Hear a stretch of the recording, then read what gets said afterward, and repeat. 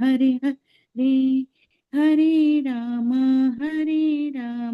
Ram Ram Hare Hare Hare Krishna Krishna Krishna Hare Hare Hare Ram Ram Ram Hare Hare Mataji, may start, huh? Mataji, Hare yes Krishna. okay Hare Krishna Right, Hare yeah. Krishna Hare Krishna. Hare Krishna everyone. Sri Radha Govind Temple ISKCON Mangaluru welcomes you all on this Ekadashi Bhagavad Gita 700 shloka recitation.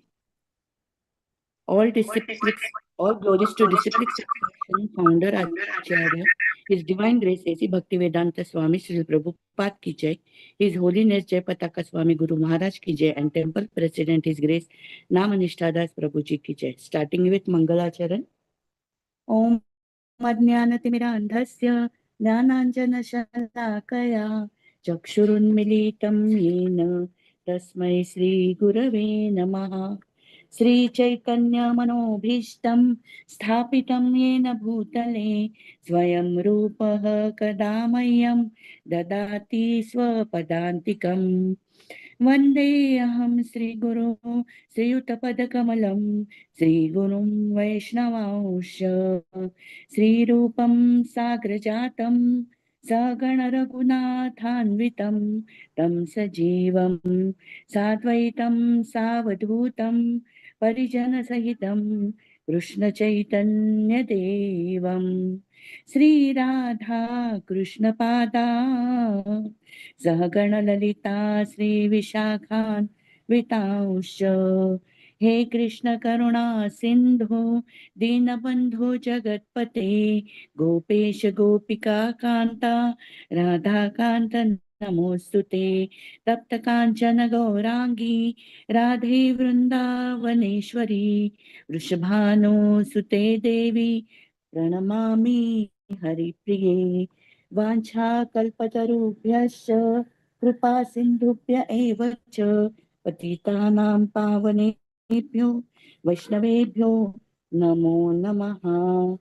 नमो विष्णुपादाय कृष्णपृष्ठाय भूतले श्रीमते भक्ति वेदांत स्वामिनीति नामिने नमस्ते सरस्वते देवे गौरवाणी प्रचारिणे निर्विशेष शून्यवादी पाश्चात्य देशतारिणे जय श्री कृष्ण चैतन्य प्रभु नित्यानंदा श्री अद्वैत गदाधर श्रीवासादि गौर भक्त वृंदा हरे Krishna Krishna Krishna Hare Hare Hare Ram Ram Ram Hare Hare Hare Krishna Krishna Krishna Hare Hare Hare Ram Ram Ram Hare Hare Hare Krishna. Starting with Gita Mahatmyam by Adi Shankaracharya. Text 1. Gita Shastramidam Punyam Ya Pathet Prayatah Puman Vishnoh Padam Avapnoti Bhayashoka Divarjitaha.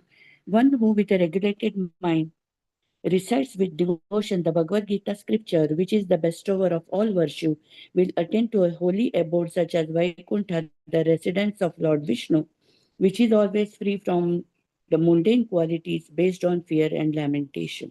Hare Krishna. Text 2. Gita Dhyayana Shilasya Pranayama Parasya Cha Naiva Santi Hi Papani Purvajanma Krutani Cha. If one reads Bhagavad Gita very sincerely and with all seriousness, then by the grace of the Lord, the reactions of his past misdeeds will not act upon him. Hare Krishna. Malinermochanam pumsam jalasnanam dine dine sakrut gitam bhasi snanam samsaramalnashanam. One may cleanse himself daily by taking a bath in water, but if one takes a bath even once in the sacred Ganges water of Bhagavad Gita, for him the dirt of material life is altogether vanquished. Hare Krishna. Text 4. गीता सुगीता कर्तव्या किमन्यैः शास्त्रविस्तरैः या स्वयं पद्मनाभस्य मुखपद्माद्विनिसृता. Because Bhagavad Gita is spoken by the Supreme Personality of Godhead, one need not read any other Vedic literature. One need only attentively and regularly hear and read Bhagavad Gita. In the present age, people are so absorbed in mundane activities that it is not possible for them to read all the Vedic literatures. But this is not necessary. This one book, Bhagavad Gita, will suffice because it is the essence of all Vedic literature and especially because it is spoken by the Supreme Personality of Godhead. Hare Krishna. Text 5. Bharatamrita sarvasvam Vishnorvaktradinisrutam Gita Gangodakam Pitva Punarjanmana Vidyate. By drinking the Ganges water of the Gita, the divine quintessence of the Mahabharata emanating from the holy lotus mouth of Lord Vishnu, one will never take rebirth in the material world again. In other words, by devotionally reciting the Gita, the cycle of birth and death is terminated. Text 6. Sarvopanishado gavo dogdha gopala nandanaha partho vatsa sudhir bhokta dugdham gitamrutam mahat. All the Upanishads are like a cow, and the milker of the cow is Lord Sri Krishna, the son of Nanda. Arjuna is the calf, the beautiful nectar of the Gita is the milk, and the fortunate devotees of fine theistic intellect are the drinkers and enjoyers of that milk. Hare Krishna. Text 7, sorry. Ekam Shastram Devaki Putra Gitam, Eko Devo Devaki Putra Eva, Eko Mantrastasya Namani Yani, Karmapekam Tasya Devasya Seva.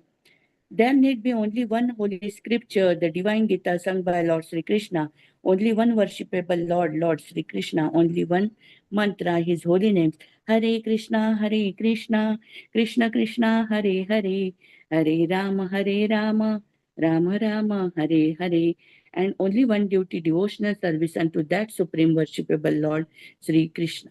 Hare Krishna, Krishna Krishna, Hare Hare, Hare Rama, Rama Rama, Hare Hare, Hare Krishna, Krishna Krishna, Hare Hare, Hare Rama, Rama Rama, Hare Hare, Hare Krishna, Krishna Krishna Hare Hare Rama, Hare Rama, Rama Rama Rama, Rama Hare Hare.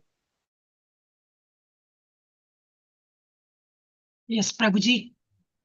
Order ye Prabhuji.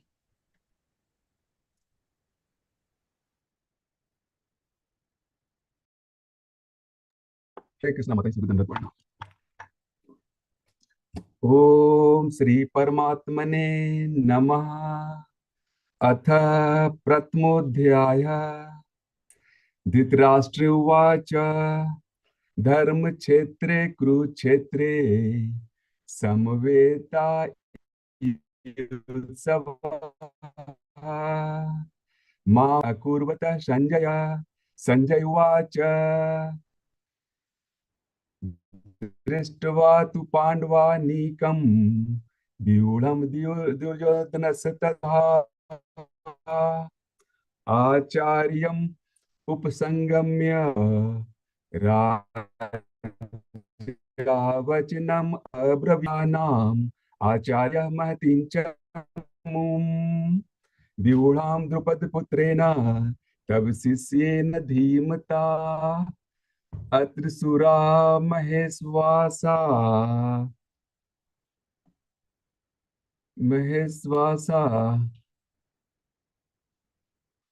Hare Krishna. Bhimarjun Samayudhi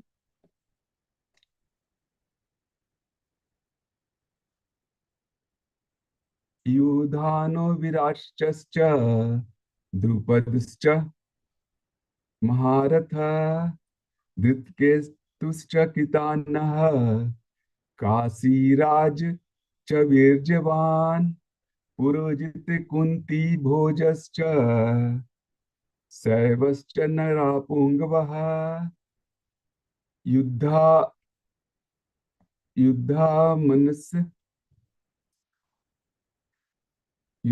मनुष्य च विक्रान्तः उत्तमौजो स वीर्यवान् सौभद्रो द्रुपदश्च सर्व एव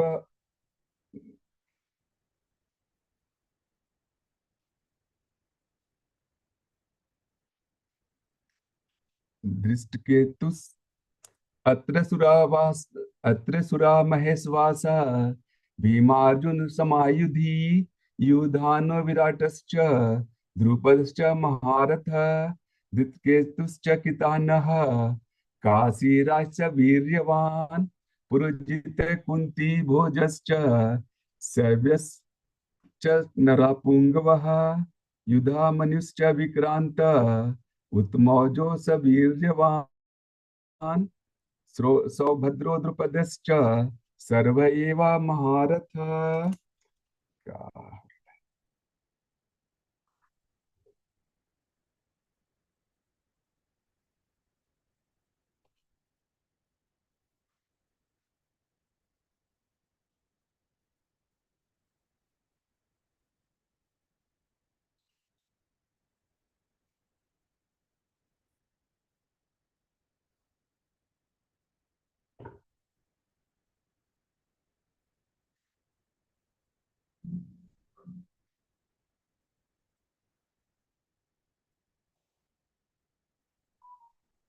हरे Krishna sorry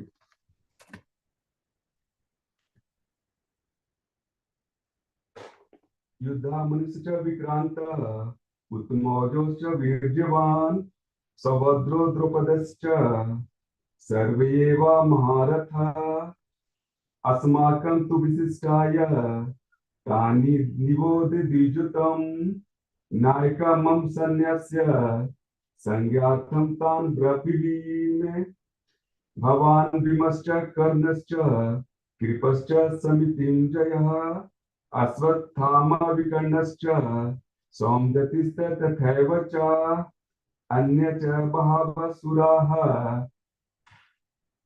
मदर्थे त्यक्तजीविताः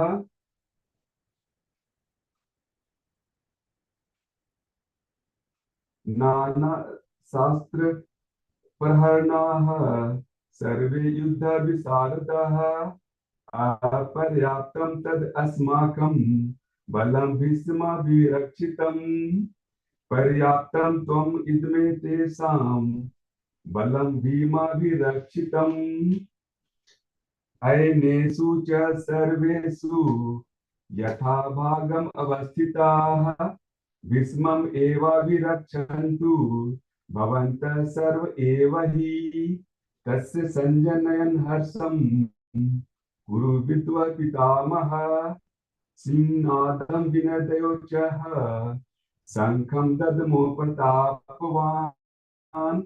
ततः पन्वान् को गोमुखाः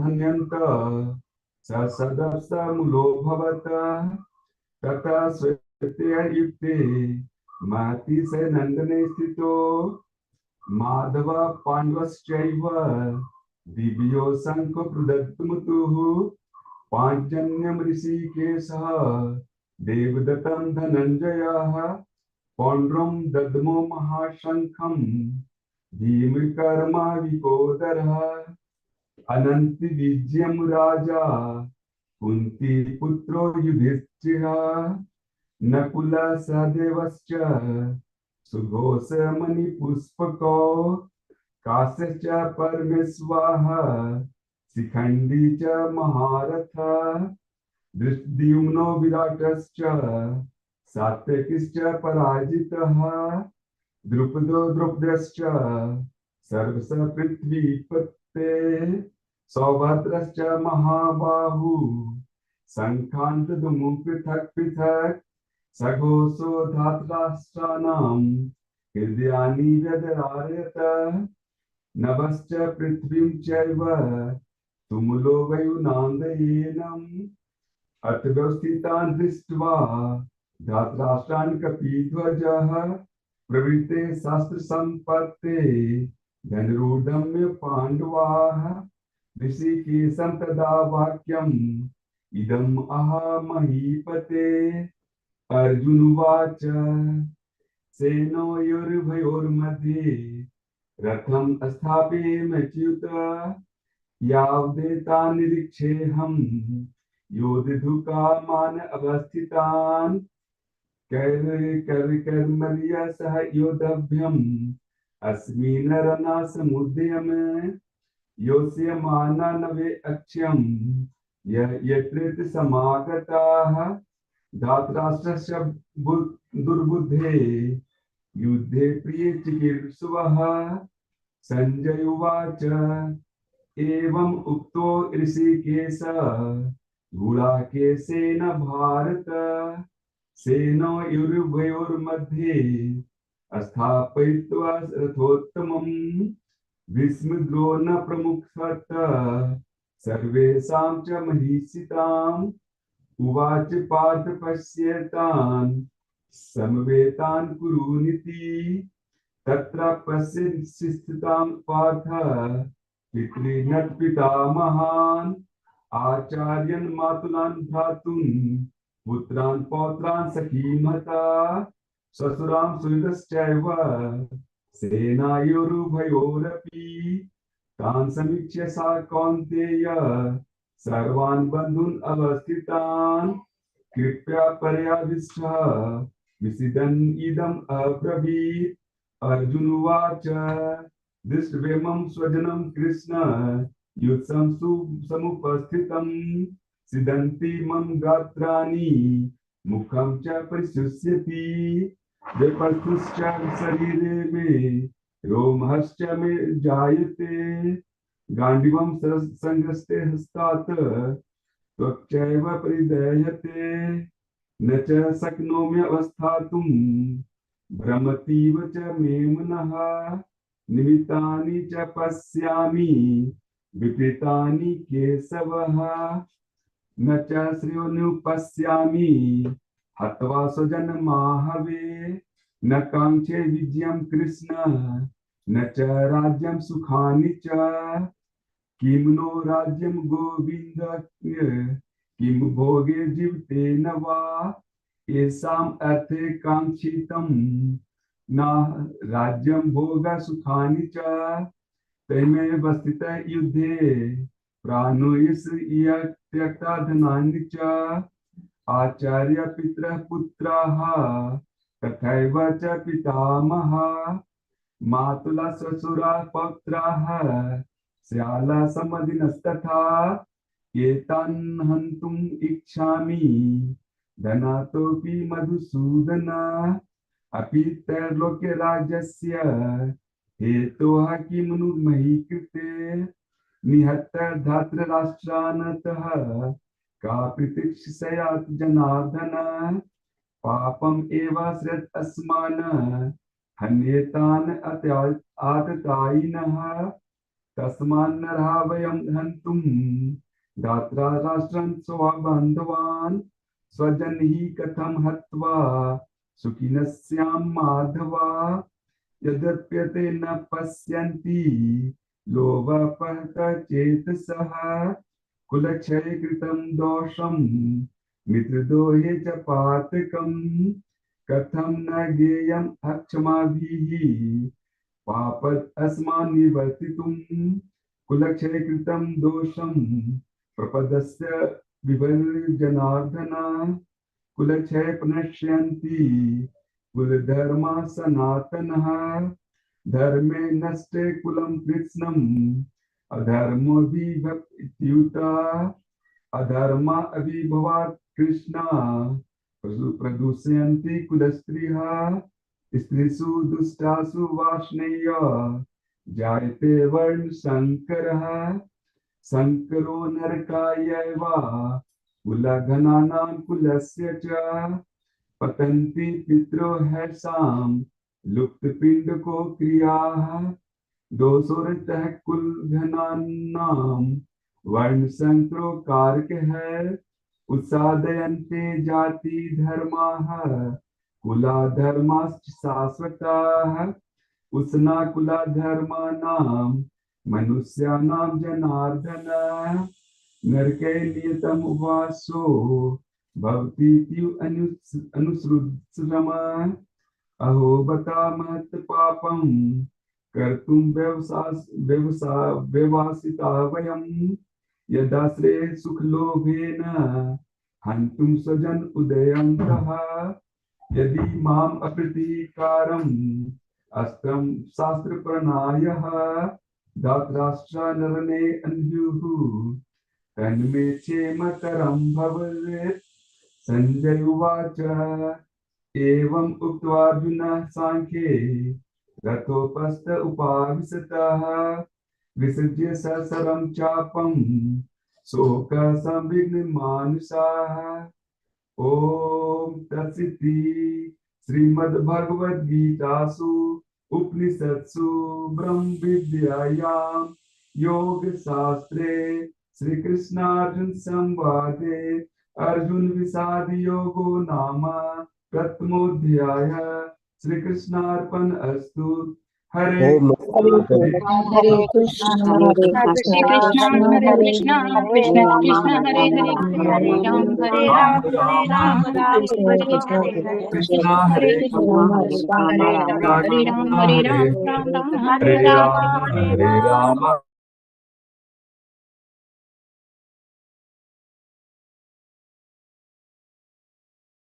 हरे कृष्ण। श्री दीपा माता जी।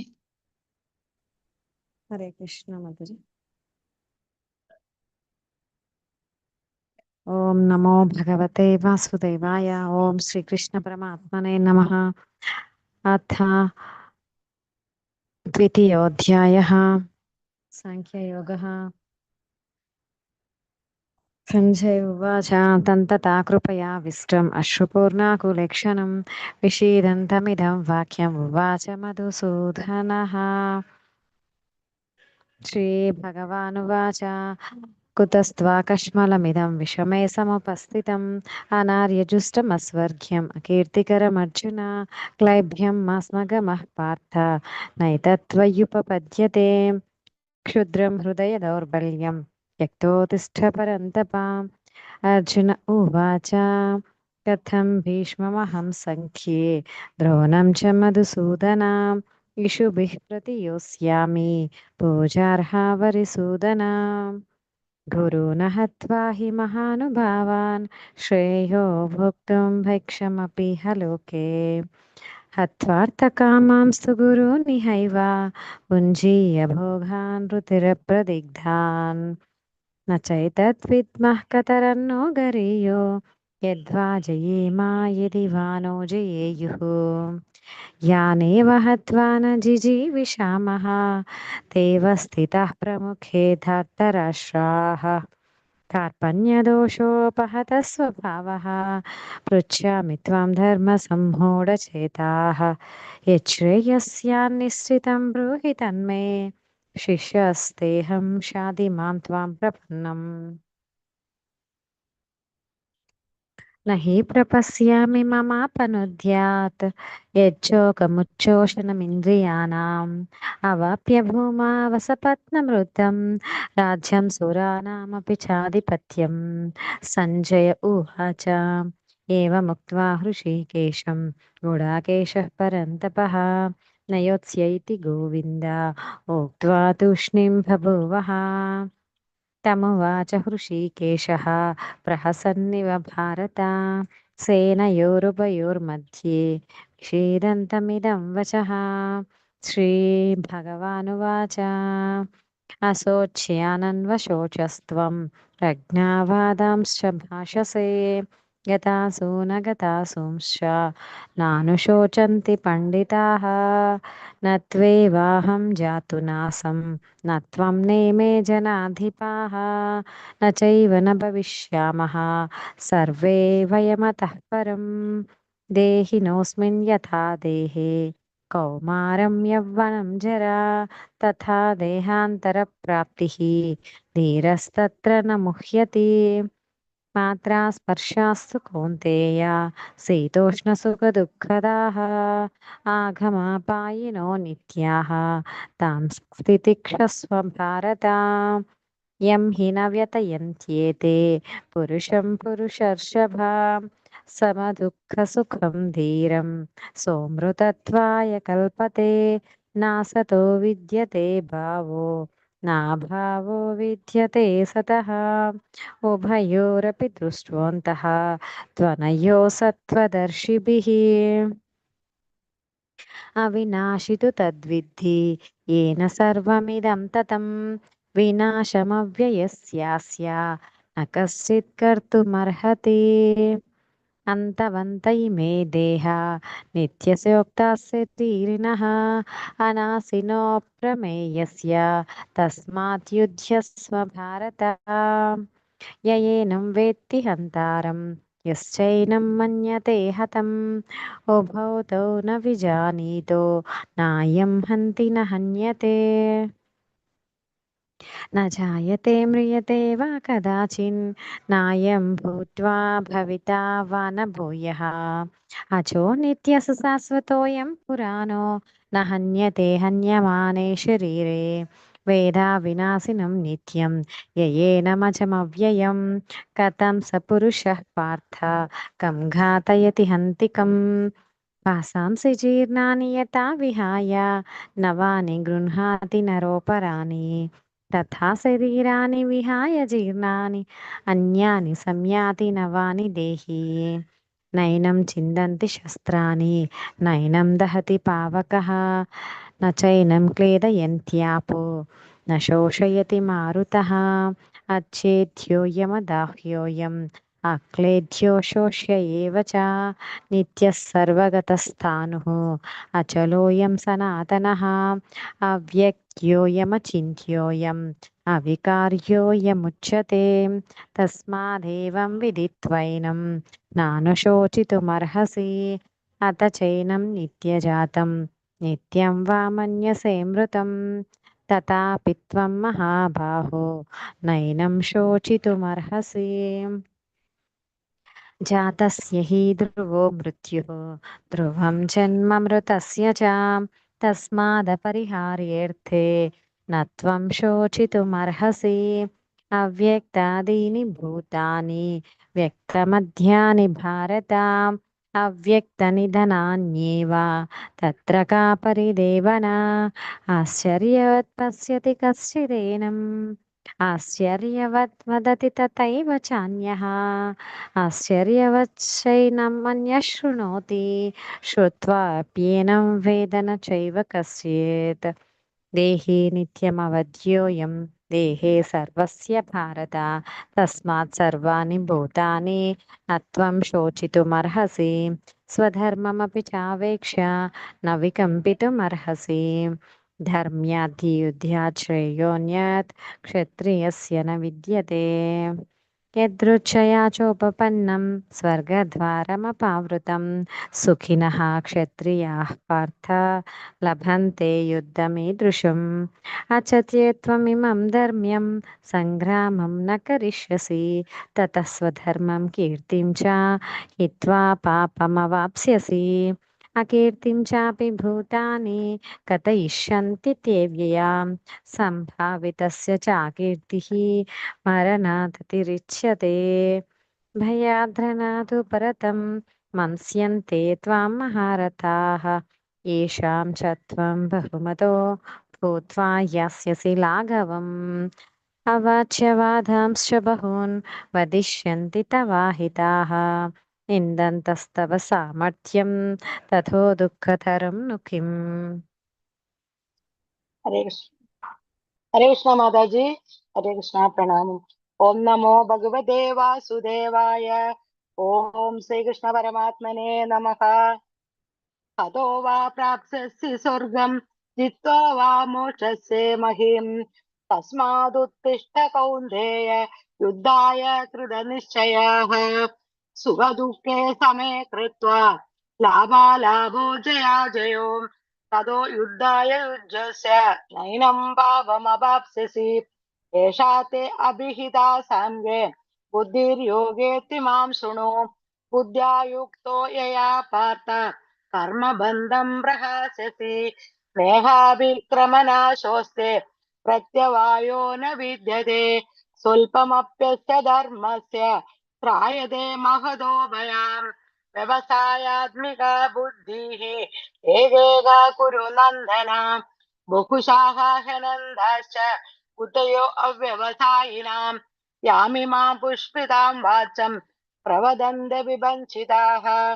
वेदरादरता पार्थ ज्ञानदस्तीति वादिनः। कामात्माना स्वर्गपर जन्मकर्म बलप्रदाम्। क्रियाविशेषबहुलां भोगैश्वर्यागतिप्रदीम्। भोगैश्वर्यप्रसक्तानां तया बहृतचेतसाम्। व्यवसायात्मिका बुद्धिः समादौ न विधीयते। त्रैगुण्यविषया वेद निस्त्रैगुण्यो भवार्जुन। निर्द्वन्द्वो नित्यसत्त्वस्थो निर्योगक्षेम आत्मवान्। ज्ञानावर्त उदपाने सर्वदा सम्प्लुतोदके। तावान् सर्वेषु वेदेषु ब्राह्मणस्य विजानतः। कर्मण्येवाधिकारस्ते मा फलेषु कदाचन। मा कर्मफलगे दुर्भूर्माते सङ्गोऽस्त कर्मणि। योगस्थ कुरु कर्माणि सङ्गं त्यक्त्वा धनञ्जय। सिद्ध्या सिद्धो समो भूत्वा समुत्तं योग उच्यते। दूरेण हि वरं कर्म बुद्धियोगात् धनञ्जय। बुद्धो शरणमन्विच्छ कृपणाफलकेतवः।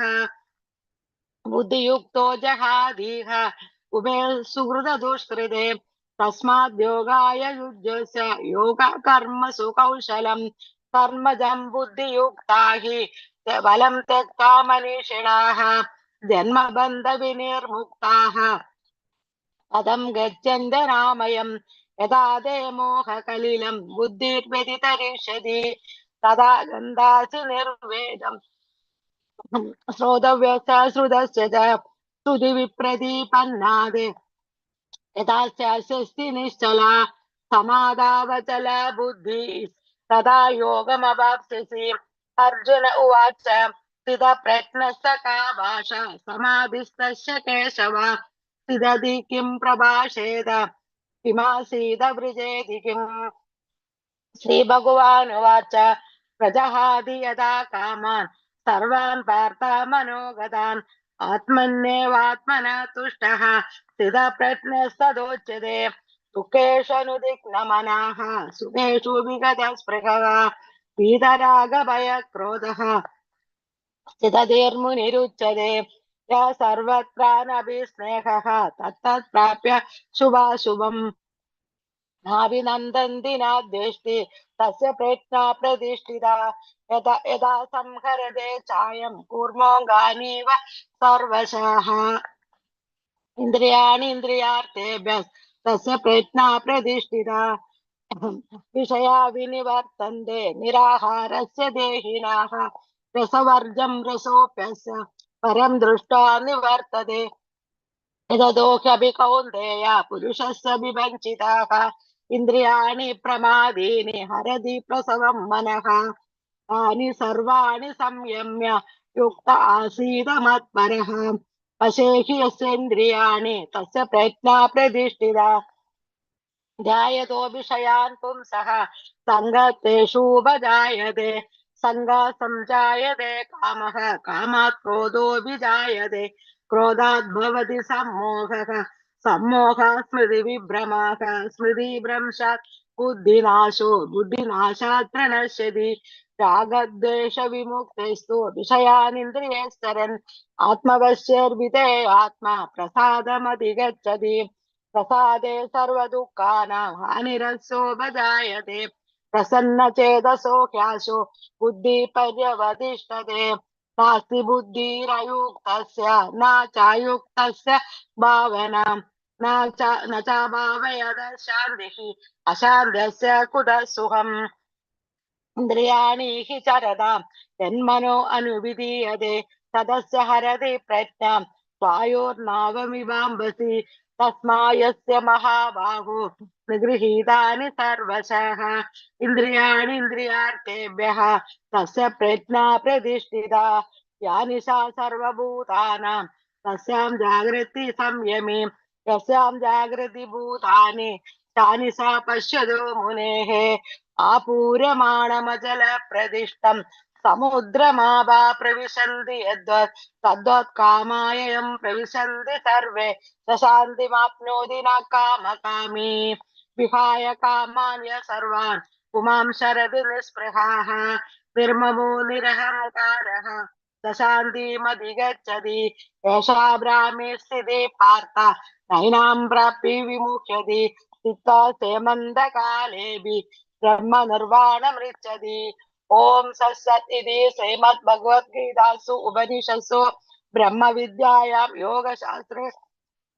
श्रीकृष्णार्जुन संवादे सांख्ययोगो नाम द्वितीयोऽध्यायः हरे कृष्ण कृष्ण कृष्ण हरे हरे हरे राम राम राम हरे हरे हरे कृष्ण कृष्ण कृष्ण हरे हरे राम राम हरे हरे हरे कृष्ण हरे राम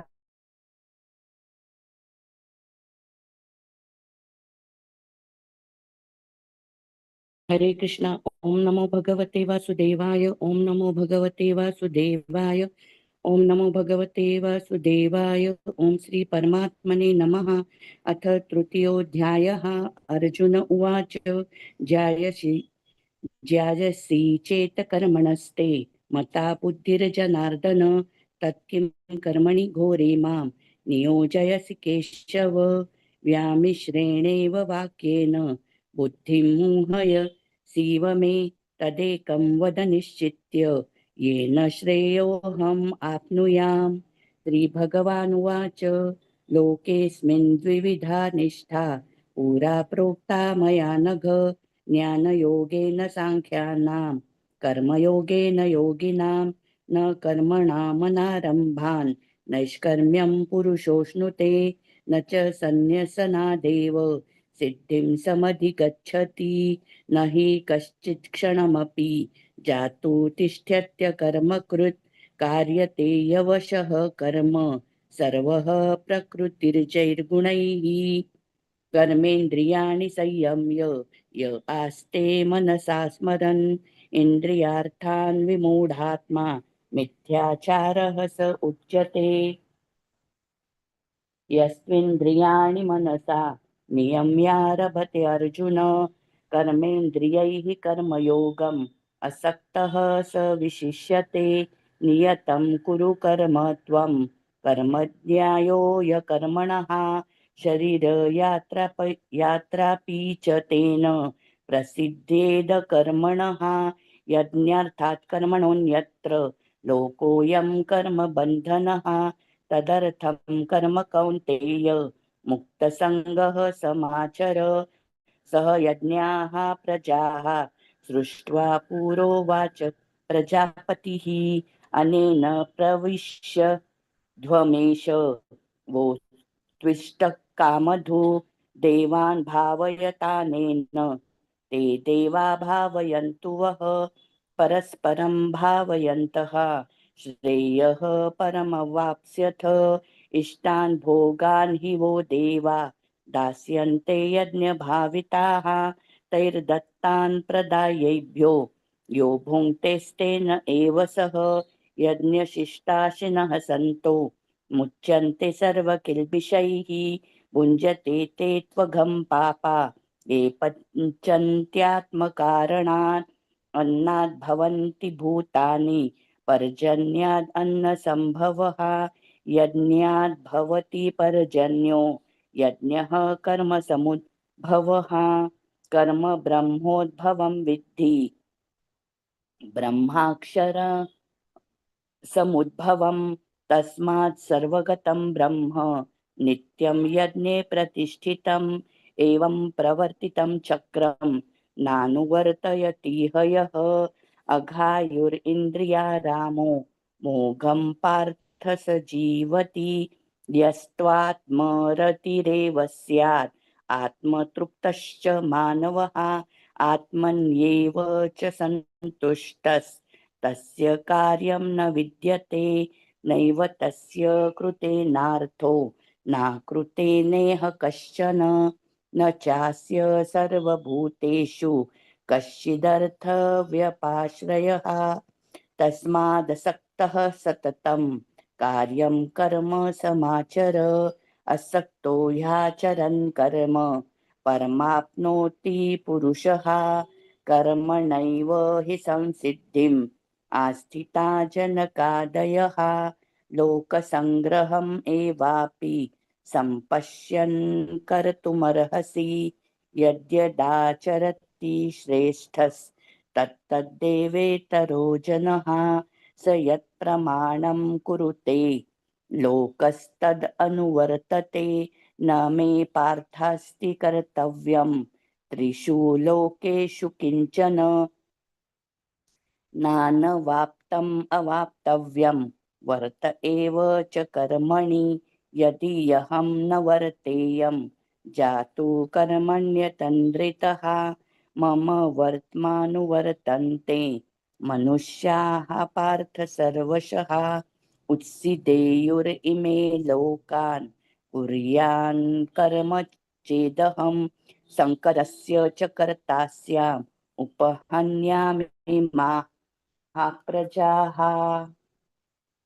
सक्ताः कर्मण्य विद्वांसो यथा कुर्वन्ति भारत कुर्याद्विद्वांस्तथा सक्तश्चिकीर्षुर्लोक संग्रहं न बुद्धिभेदं जनयेत् ज्ञानां कर्म संगिनां जोषयेत् सर्वकर्माणि विद्वान् युक्तः समाचरन् प्रकृतेः क्रियमाणानि गुणैः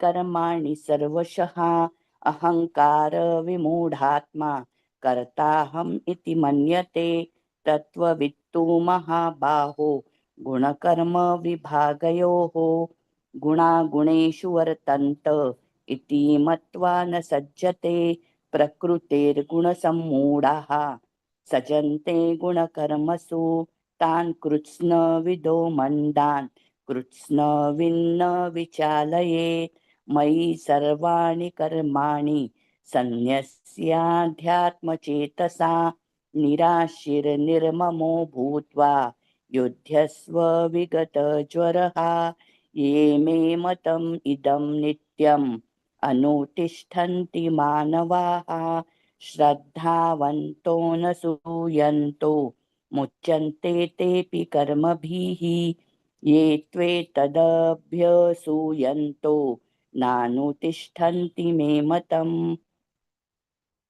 सर्वज्ञानविमूढांस्तान् विद्धि नष्टान् चेतसः सदृशं चेष्टते स्वस्याः प्रकृतिर्ज्ञानवानपि प्रकृतिं यान्ति भूतानि निग्रहः किं करिष्यति इन्द्रियस्येन्द्रियस्यार्थे रागद्वेषौ व्यवस्थितौ तयोर्न वशम आगच्छेत् तौ ह्यस्य परिपन्थिनौ श्रेयान् स्वधर्मो विगुणः परधर्मात् स्वनुष्ठितात् स्वधर्मे निधनं श्रेयः परधर्मो भयावहः अर्जुन उवाच अथ केन प्रयुक्तोऽयं पापं चरति पुरुषः अनिच्छन्नपि वार्ष्णेय बलादीव नियोजितः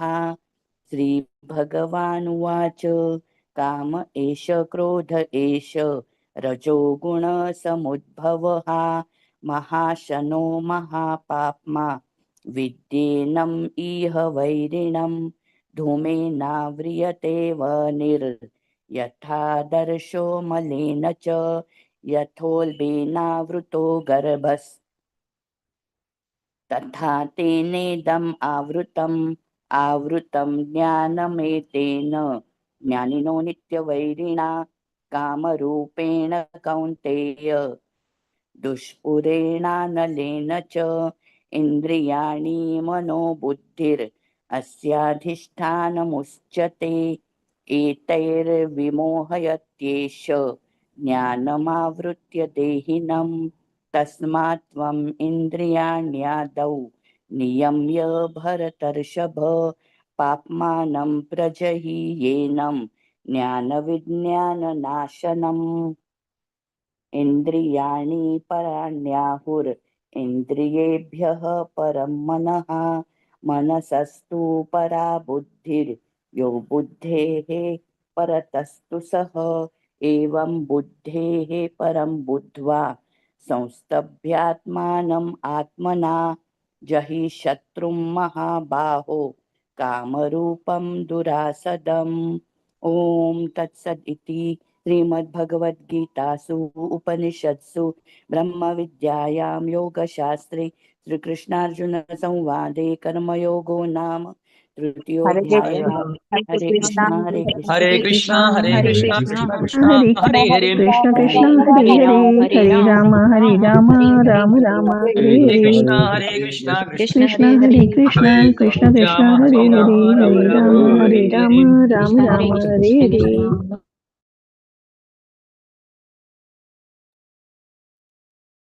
हरे कृष्णा माताजी। यस माताजी। हरे कृष्ण माताजी, हरे कृष्ण प्रभु जी, सभी को सादर प्रणाम। ओम श्री परमात्मने नमः। अथ चतुर्थोऽध्यायः।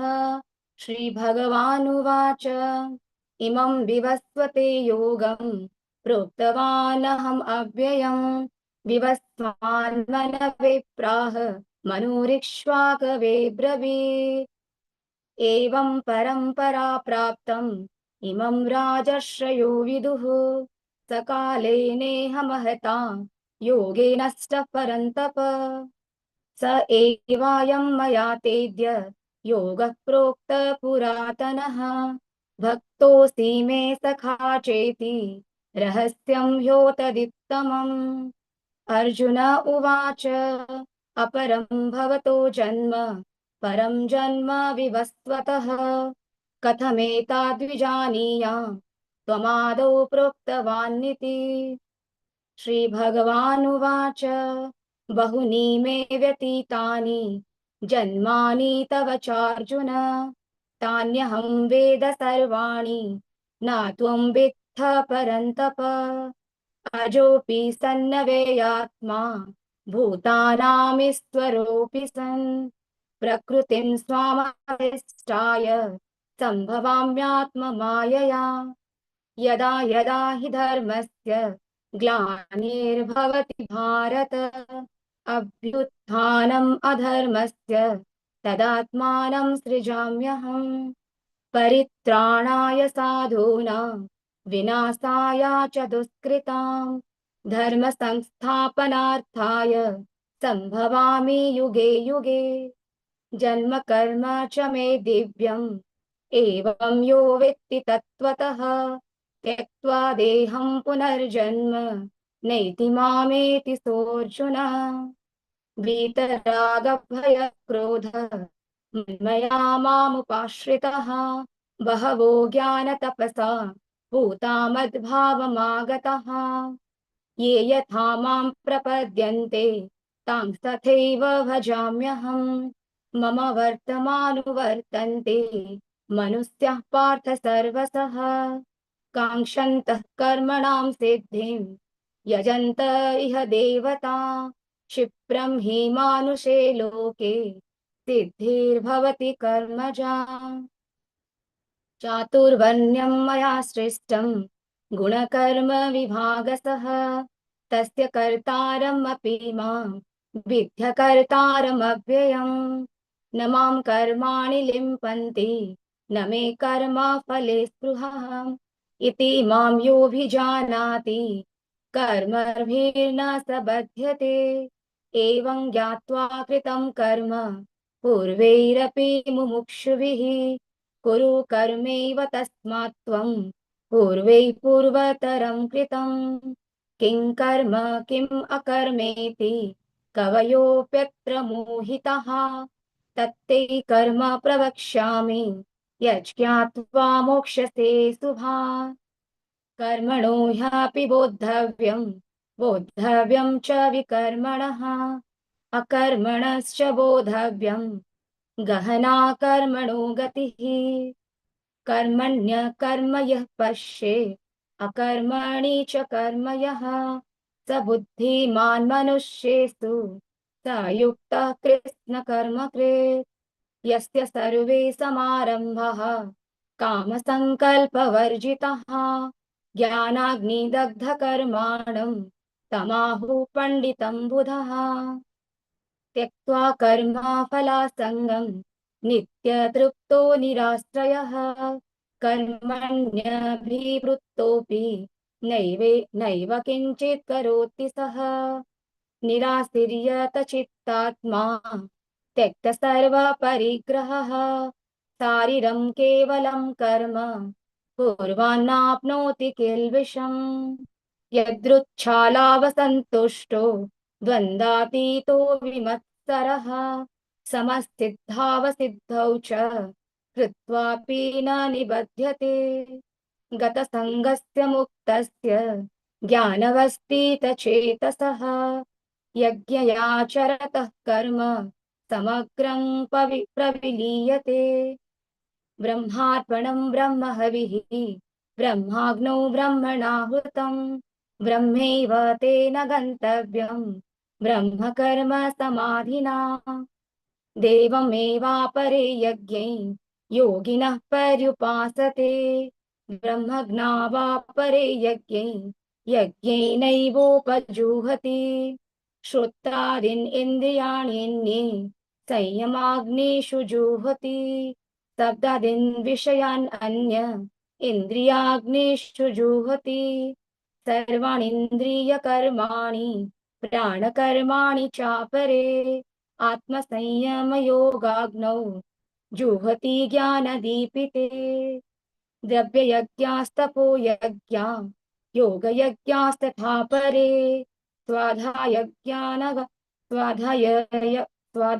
ज्ञानयज्ञाश्च यतयः संस्थितव्रतः।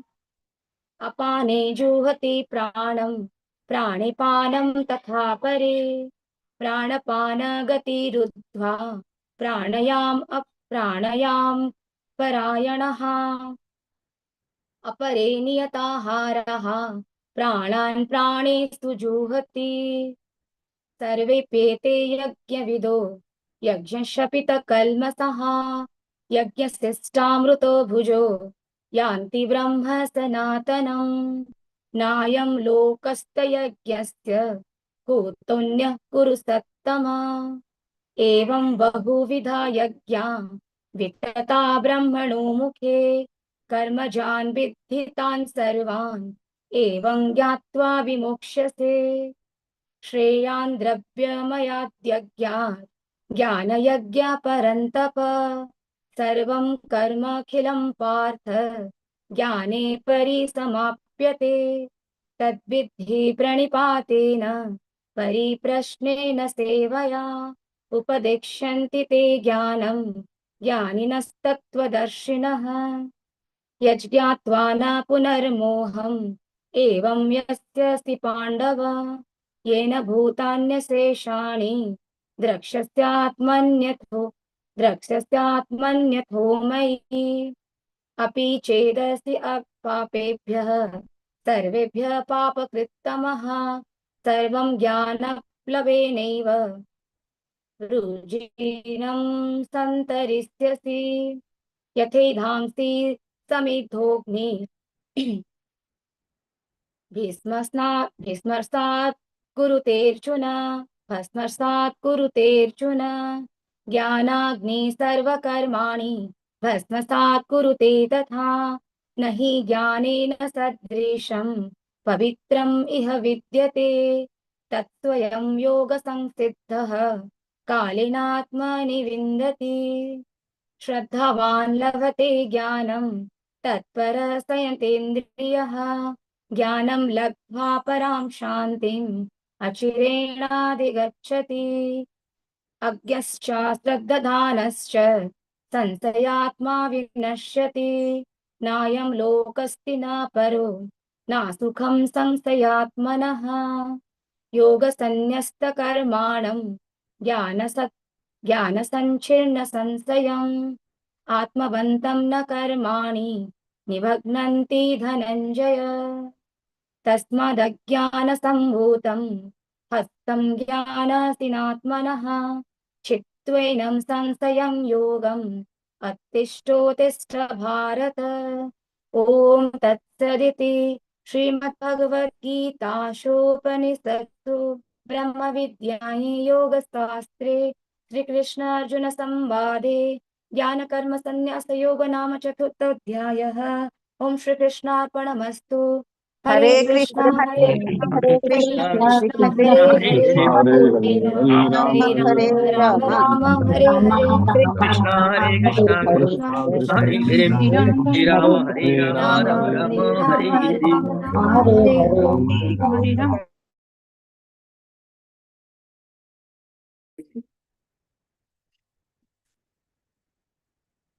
Hare Krishna, Lalita Mataji, I can take the first chapter. Yes, Mataji. Hare Krishna. Om Shri Paramatmane Namaha. Atha Panchamodhyaya Karna Sannyasa Yogaha Arjuna Uvacha Sannyasam Karmanam Krishna Punaryogam Cha Samshasi Yachreya Etayorekam Tanme Bruhi Sunishchitam Shri Bhagavan Uvacha कर्मयोगश्च निःश्रेयसकरावुभौ तयोस्तु कर्मसन्न्यासात् कर्मयोगो विशिष्यते ज्ञेयः नित्यसन्न्यासी यो न द्वेष्टि न काङ्क्षति निर्द्वन्द्वो हि महाबाहो सुखं बन्धात् प्रमुच्यते साङ्ख्ययोगौ पृथक् प्रवदन्ति न पण्डिताः एकम् अप्यास्थितः सम्यक् उभयोर्विन्दते फलम् यत् साङ्ख्ये प्राप्यते स्थानम् तत् योगैरपि गम्यते एकं साङ्ख्यं च योगं च यः पश्यति स पश्यति सन्न्यासस्तु महाबाहो दुःखम् आप्तुम् अयोगतः योगो युक्तो मुनिर्ब्रह्म न चिरेणाधिगच्छति योगयुक्तो विशुद्धात्मा विजितात्मा जितेन्द्रियः सर्वभूतात्मभूतात्मा कुर्वन्नपि न लिप्यते नैव किञ्चित् करोमीति युक्तो मन्येम तत्त्ववित् पश्यन् शृण्वन् स्पृशन् जिघ्रन् अश्नन् गच्छन् स्वपन् श्वसन् प्रलपन् विसृजन् गृह्णन् उन्मिषन् निमिषन्नपि इन्द्रियाणीन्द्रियार्थेषु वर्तन्त इति धारयन् ब्रह्मण्याध्याय कर्मा सङ्गं त्यक्त्वा करोति यः लिप्यते न स पापे पद्मपत्रं विभाम्बसा कायेन मनसा भूत्या केवलैरिन्द्रियैरपि योगिनः कर्म कुर्वन्ति सङ्गं त्यक्त्वात्मशुद्धये युक्तकर्मफलं त्यक्त्वा शान्तिम् आप्नोति नैष्टिकीम् आयुक्तकामकारे फले सक्तो निबध्यते सर्वकर्माणि मनसा सन्न्यस्यास्ते सुखं वशी नवद्वारे पुरे देहि नैव कुर्वन्न कारयन् न कर्तृत्वं न कर्माणि लोकस्य सृजति प्रभुः न कर्मफलसंयोगं स्वभावस्तु प्रवर्तते नादत्ते कस्यचित् पापं न चैव सुकृतं विभुः अज्ञानेनावृतं ज्ञानं तेने मुह्यन्ति जन्तवः ज्ञानेन तु तदज्ञानं येषां नाशितमात्मनः तेषाम् आदित्यवज्ञानं प्रकाशयति तत्परम् तद्बुद्धयस्तदात्मानः तन्निष्ठास्तत्परायणाः गच्छन्त्य पुनरावृत्य ज्ञाननिर्धूतकल्मषाः विद्या विनयसम्पन्ने ब्राह्मणे गविहस्तिनि शुनि च स्वपाके च पंडिता समदर्शिनः इहैव त्रिजितः सर्गः येषां साम्ये स्थितं मनः निर्दोषं हि समं ब्रह्म तस्मात् ब्रह्मणि ते स्थिताः न प्रहृष्येत् प्रियं प्राप्य नोद्विजेत् प्राप्य चाप्रियं स्थिरबुद्धिरसम्मूढः ब्रह्मविद् ब्रह्मणि स्थितः भायस्पर्शे ससक्तात्मा विन्दत्यात्मनि यत्सुखं स ब्रह्मयोगयुक्तात्मा सुखम् अक्षयमश्नुते यहि संस्पर्शजा भोगः दुःखयोनय एव ते आद्यन्तवन्त कौन्तेय न ते सूरमते बुधः शक्नोति हैव यः सोढुम् प्राक्शरीरविमोक्षणात् कामक्रोधोद्भवं वेगं स युक्तः स सुखी नरः योऽन्तसुखोऽन्तरात्मानः आरामः तथान्तर्ज्योतिरेव यः स योगी ब्रह्मनिर्वाणः ब्रह्मभूतोऽधिगच्छति लभन्ते ब्रह्मनिर्वाणं ऋषयक्षीणकल्मषाः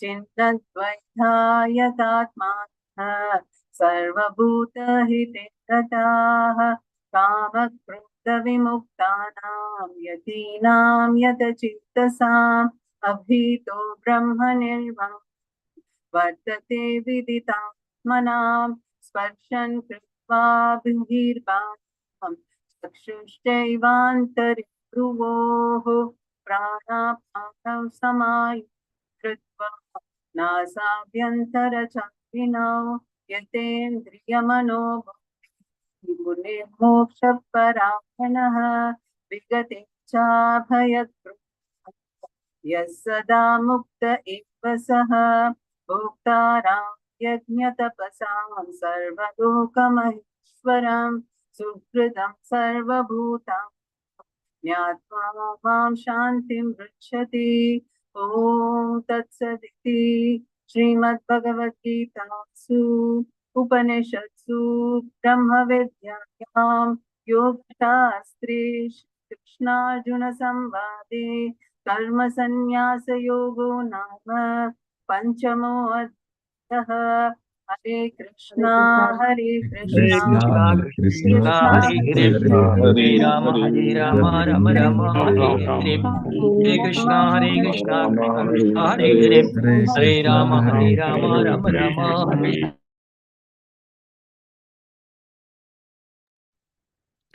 हरे कृष्णा। ओम नमो भगवते वासुदेवाय। ओम नमो भगवते वासुदेवाय। ओम नमो भगवते वासुदेवाय। ओम श्री परमात्मने नमः। अथ षष्ठोऽध्यायः। श्रीभगवानुवाच अनाश्रितः कर्मफलं कार्यं कर्म करोति यः स सन्न्यासी च योगी च न निरग्निर्न चाक्रियः यं सन्न्यासमिति प्राहुर्योगं तं विद्धि पाण्डव न ह्यः सन्न्यस्तसङ्कल्पो योगी भवति कश्चन आरुरुक्षोर्मुनेर्योगं कर्म कारणम् उच्यते योगारूढस्य तस्यैव शमः कारणम् उच्यते यदा हीनेन्द्रियार्थेषु न कर्मस्वनुषज्जते सर्वसङ्कल्पसन्न्यासी योगारूढस्तदोच्यते उद्धरेदात्मनात्मानं नात्मानम् अवसादयेत् आत्मैव यात्मनो बन्धुर् आत्मैव रिपुरात्मनः बन्धुरात्मात्मनस्तस्य येनात्मैवात्मना जितः अनात्मनस्तु शत्रुत्वे वर्तेतात्मैव शत्रुवत् जितात्मनः प्रशान्तस्य परमात्मा समाहितः शीतोष्ण सुखदुःखेषु तथा मानापमानयोः ज्ञानविज्ञानतृप्तात्मा कुटस्थो विजितेन्द्रियः युक्त इत्युच्यते योगी समलोष्टाश्म काञ्चनः सुरन्मित्रारुदासीनम् मध्यस्थद्वेषबन्धुषु साधुष्वपि च पापेषु समबुद्धिर्विशिष्यते योगी युञ्जित सततम् आत्मानं रहसि स्थितः एकाकीयत चित्तात्मा निराशिरपरिग्रहः शुचौ देशे प्रतिष्ठाप्य स्थिरमासनमात्मनः नात्युच्छ्रितं नातिनीचं चैलाजिनकुशोत्तरं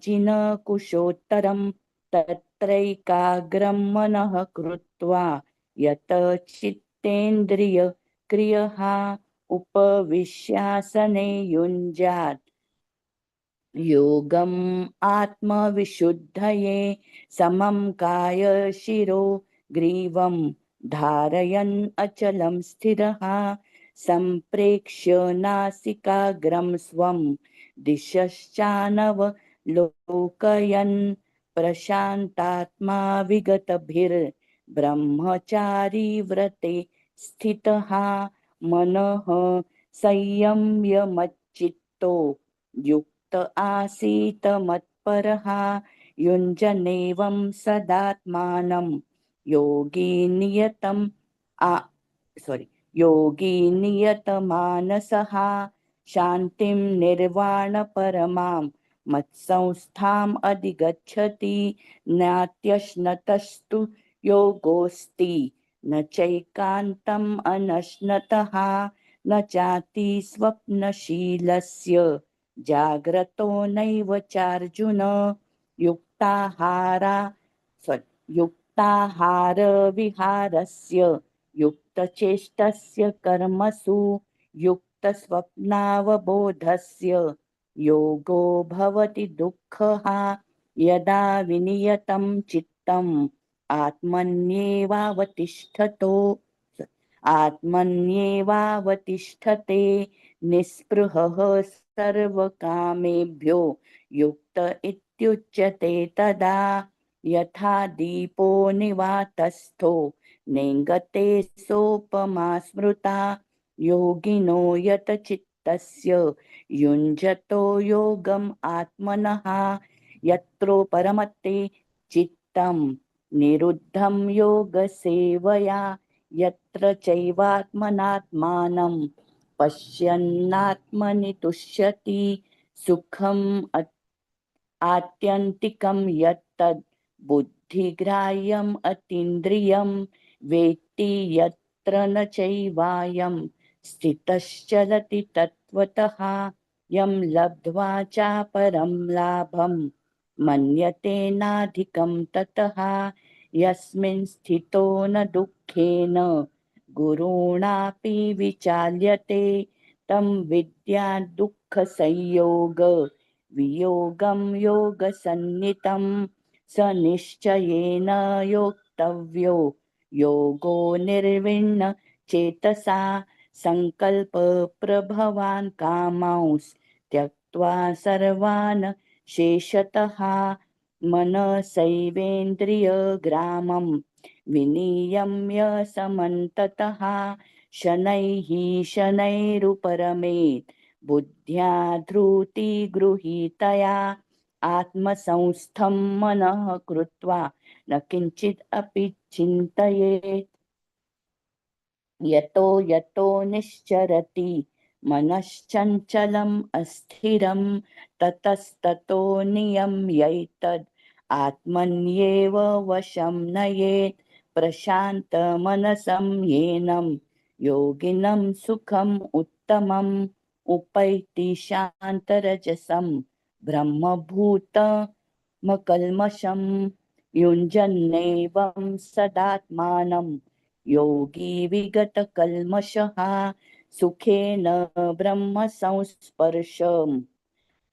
संस्पर्शम् अत्यन्तं सुखम् अश्नुते सर्वभूतस्थमात्मानं सर्वभूतानि चात्मनि इक्षते योगयुक्तात्मा सर्वत्र समदर्शनः यो मां पश्यति सर्वत्र सर्वं च मयि पश्यति तस्याहं न प्रणश्यामि स च मे न प्रणश्यति सर्वभूतस्थितं यो मां भजत्येकत्वमास्थितः सर्वथा वर्तमानोऽपि स योगी मयि वर्तते आत्मौपम्येन सर्वत्र समं पश्यति अर्जुन सुखं वा यदि वा दुःखं सो योगी परमो मतः अर्जुन उवाच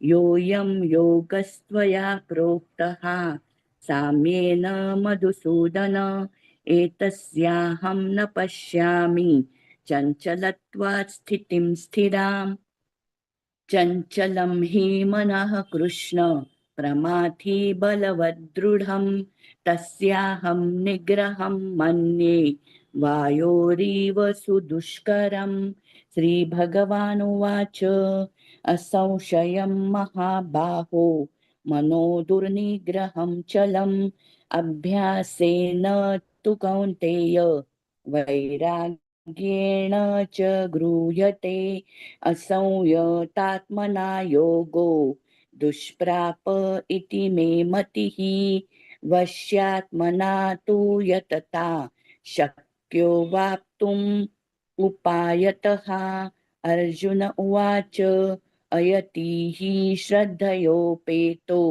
योगाच्चलितमानसः अप्राप्य योगसंसिद्धिं कां गतिं कृष्ण गच्छति कच्चिन्नो भयविभ्रष्टश्छिन्नाभ्रम इव नश्यति अप्रतिष्ठो महाबाहो विमूढो ब्रह्मण पथि एतन्मे संशयं कृष्ण छेत्तुमर्हस्य शेषतः त्वदन्यः संशयस्यास्य छेत्ता न युपपद्यते श्रीभगवानुवाच पार्थ नैवेह नामुत्र विनाशस्तस्य विद्यते न हि कल्याणकृत् कश्चित् दुर्गतिं तात गच्छति प्राप्य पुण्यकृतां लोकान् उषित्वा शाश्वतीः समाहा शुचीनां श्रीमतां गेहे योगभ्रष्टोऽभिजायते अथवा योगिनामेव कुले भवति धीमताम् एतद्धि दुर्लभतरं लोके जन्म यदीदृशं तत्र तं बुद्धिसंयोगं लभते पौर्वदेहिकं यतते च ततो भूयः संसिद्धौ कुरु नन्दन पूर्वाभ्यासेन तेनैव ह्रियते ह्यवशोऽपि सः जिज्ञासुर अपि योगस्य शब्दब्रह्माति वर्तते प्रयत्नाद्यतमानस्तु योगी संशुद्ध किल्बिषः अनेकजन्म संसिद्धस्ततो याति परां गतिं तपस्विभ्योऽधिको योगी ज्ञानिभ्योऽपि मतोऽधिकः कर्मिभ्यश्चाधिको योगी तस्माद्योगी भवार्जुन योगीनामपि सर्वेषां मद्गतेनान्तरात्मना श्रद्धावान् भजते यो मां समे युक्ततमो मतः ॐ तत्सदिति श्रीमद्भगवद्गीतासु उपनिषत्सु ब्रह्मविद्यायां योगशास्त्रे श्रीकृष्णार्जुनसंवादे आत्मसंयमयोगो नाम षष्ठोऽध्यायः। हरे कृष्णा हरे हरे कृष्णा कृष्णा हरे कृष्ण कृष्ण कृष्ण कृष्ण कृष्ण कृष्ण कृष्ण हरे हरे हरे हरे हरे हरे राम राम हरे हरे राम राम राम हरे राम कृष्णा हरे हरे हरे कृष्ण हरे कृष्ण कृष्ण हरे हरे कृष्ण राम कृष्ण राम कृष्ण राम हरे राम हरे हरे हरे हरे राम हरे राम राम हरे हरे राम राम हरे हरे कृष्ण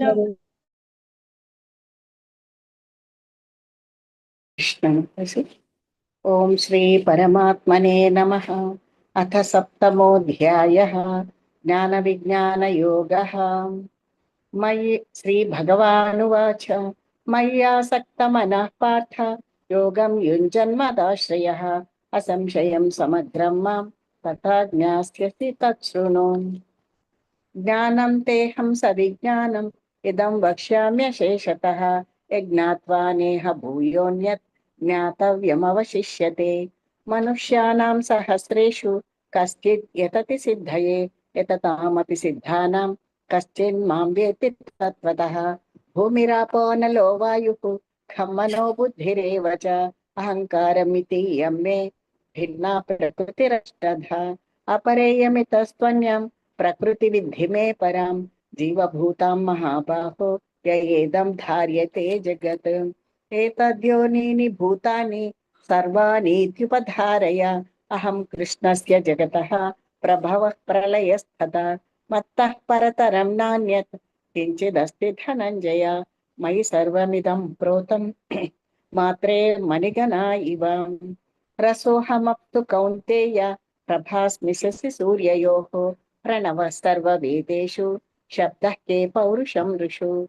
पुण्यो गन्धः पृथिव्याञ्च तेजश्चास्मि विभावसौ जीवनं सर्वभूतेषु तपश्चास्मि तपस्विषु। बीजं मां सर्वभूतानां विद्धि पार्थ सनातनं बुद्धिमतां बुद्धिर्बुद्धिमतामस्मि तेजस्तेजस्विनामहं बलं बलवतां चाहं कामरागविवर्जितं धर्माविरुद्धो भूतेषु कामोऽस्मि भरतर्षभ। ये चैव सात्विका भावा राजस्तामसाश्च ये मत्त एवेति तान् विद्धि तान् न त्वहं तेषु ते मयि। त्रिभिर्गुणमयैर्भावैः येभिः सर्वमिदं जगत् मोहितं नाभिजानाति मामेभ्यः परमव्ययम्। दैवी हेषा गुणमयी मम माया दुरत्यया मामेव ये प्रपद्यन्ते मायामेतां तरन्ति ते। न मां दुष्कृतिनो मूढाः प्रपद्यन्ते नराधमाः मायया प्रहृतज्ञाना आसुरं भावमाश्रिताः। चतुर्विधा भजन्ते मां जना सुकृतिनोऽर्जुना आर्तो जिज्ञासुरर्थार्थी ज्ञानी च भरतर्षभ। तेषां ज्ञानी नित्ययुक्ता एकभक्तिर्विशिष्यते प्रियो हि ज्ञानिनोत्यर्थम् अहं स च मम प्रियः। उदारा सर्व एवैते ज्ञानी त्वात्वैव मे मतम् आस्थितः स हि युक्तात्मा मामेवानुत्तमां गतिम्। बहूनां जन्मनामन्ते ज्ञानवान् मां प्रपद्यते वासुदेवः सर्वमिति समहात्मा सुदुर्लभः।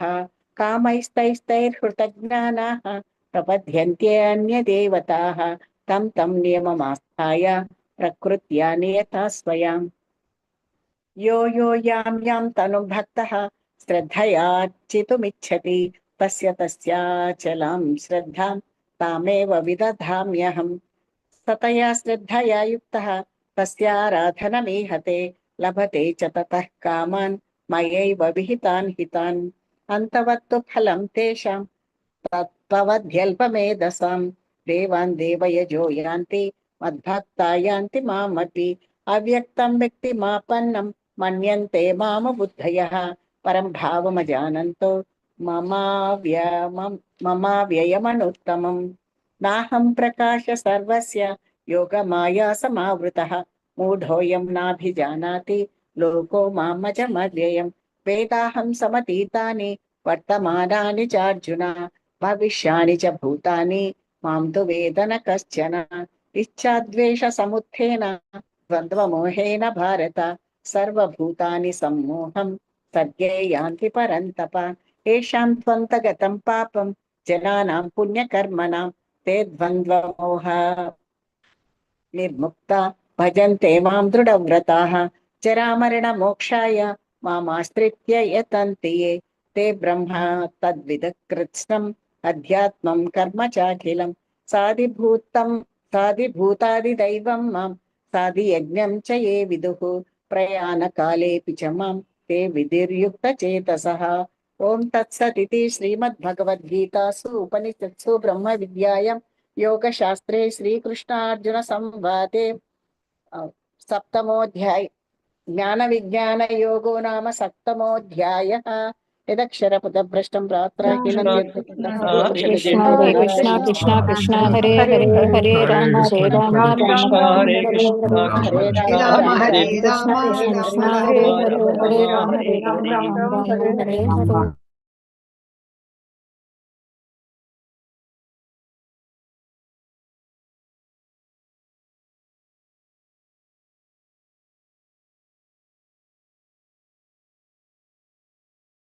ओम श्री परमात्मने नमः। ओम नमो भगवते वासुदेवाय। अथ अष्टमोऽध्यायः अक्षरब्रह्मयोगः। अर्जुन उवाच किं तद्ब्रह्म किमध्यात्मं किं कर्म पुरुषोत्तम अधिभूतं च किं प्रोक्तम् अधिदैवं किमुच्यते अधियज्ञः कथं कोत्र देहेऽस्मिन् मधुसूदन प्रयाणकाले च कथं ज्ञेयोऽसि नियतात्मभिः। श्रीभगवान् उवाच अक्षरं ब्रह्म परमं स्वभावोऽध्यात्ममुच्यते भूतभावोद्भवकरो विसर्गः कर्म संजितः अन्तकाले च मामेव स्मरन् मुक्त्वा कलेवरं यप्रयाति समद्भावं याति नास्तत्र संशयः। यं यं वापि स्मरन् भावं त्यजत्यन्ते कलेवरं तं तमेवैति कौन्तेय सदा तद्भावभावितः। तस्मात् सर्वेषु कालेषु मामनुस्मरयुध्य च मय्यर्पितमनो बुद्धिः मामे वैश्यस्य संशयम्। अभ्यासयोगयुक्तेन चेतसा नान्यगामिना परमं पुरुषं दिव्यं याति पार्थानुचिन्तयन्। कविं पुराणं मनसा सितारम् अणोरणीयान् समनुस्मरेद्यः सर्वस्य दातारमचिन्त्य रूपम् आदित्यवर्णं तमसः परस्तात्। प्रयाणकाले मनसाचलेन भक्त्या युक्तो योगबलेन चैव भ्रुवोर्मध्ये प्राणमावेश्य सम्यक् सतं परं पुरुषमुपैति दिव्यम्। यदक्षरं वेदविदो वदन्ति विशन्ति यद्यतयो वीतरागाः यदिच्छन्तो ब्रह्मचर्यं चरन्ति तत्ते पदं संग्रहेण प्रवक्ष्ये। सर्वधर्माणि संयम्य मनोहृदि युध्य च मूर्ध्यात्मनः प्राणम् आस्थितो योगधारणम्। ओमित्येकाक्षरं ब्रह्म व्याहरन् मामनुस्मरम् यः प्रयाति त्यजन् देहं स याति परमां गतिम्। अनन्यचेताः सततं यो मां स्मरति नित्यशः तस्याहं सुलभः पार्थ नित्ययुक्तस्य योगिनः। मामुपेत्य पुनर्जन्म दुःखालयमशाश्वतं नाप्नुवन्ति महात्मानः संसिद्धिं परमां गताः। ब्रह्मभुवनाल्लोकाः पुनरावर्तिनोऽर्जुन मामुपेत्य तु कौन्तेय पुनर्जन्म न विद्यते। सहस्रयुगपर्यन्तम् अहर्यद्ब्रह्मणो विदुः रात्रिं युगसहस्रान्तं देहोरात्रविदो जनाः। अव्यक्तादव्यक्तयः सर्वाः प्रभवन्त्यहरागमे रात्र्यागमे प्रलीयन्ते तत्रैवाव्यक्तसंज्ञके। भूतग्रामः स एवायं भूत्वा भूत्वा प्रलीयते रात्र्यागमे वस्य पार्थ प्रभवत्यहरागमे। परस्तस्मात् भावोऽन्यो व्यक्तो व्यक्तात् सनातनः यः स सर्वेषु भूतेषु नश्यत्सु न विनश्यति अव्यक्तोऽक्षर इत्युक्तः तमाहुः परमां गतिं यः प्राप्य न निवर्तन्ते तद्धाम परमं मम पुरुषः परः पार्थ भक्त्या लभ्यस्त्वनन्यया यस्यान्तस्तानि भूतानि येन सर्वमिदं ततम् यत्र काले त्वनावृत्तिम् आवृत्तिं चैव योगिनः प्रयाता यान्ति तं कालं वक्ष्यामि भरतर्षभ अग्निर्ज्योतिरः शुक्लः षण्मासा उत्तरायणं तत्र प्रयातात् गच्छन्ति ब्रह्मविदो जनाः धूमो रात्रिस्तथा कृष्णः षण्मासा दक्षिणायनं तत्र चान्द्रमसं ज्योतिः योगी प्राप्य निवर्तते शुक्लकृष्णे गतिथेते जगतः शाश्वते मते एकया यत्यनावृत्तिम् अन्यया वर्तते पुनः नैते नृति पार्थस्यानन् योगी मुह्यति कश्चन तस्मात् सर्वेषु कालेषु योगयुक्तो भवार्जुन वेदेषु यज्ञेषु तपस्सु चैव दानेषु यत् पुण्यफलं प्रदिष्टम् अत्येति तत्सर्वमिदं विदित्वा योगी परं स्थानमुपैति चार्जम् ॐ तत्सदिति श्रीमद्भगवद्गीतासु उपनिषत्सु ब्रह्मविद्यायां योगशास्त्रे श्रीकृष्णार्जुनसंवादे अक्षरब्रह्मयोगो नाम अष्टमोऽध्यायः हरे हरे कृष्ण कृष्ण हरे हरे कृष्ण कृष्ण हरे कृष्ण कृष्ण कृष्ण कृष्ण राम हरे राम राम राम हरे हरे राम हरे हरे हरे कृष्ण कृष्ण कृष्ण हरे हरे हरे हरे कृष्ण राम हरे राम हरे हरे राम हरे हरे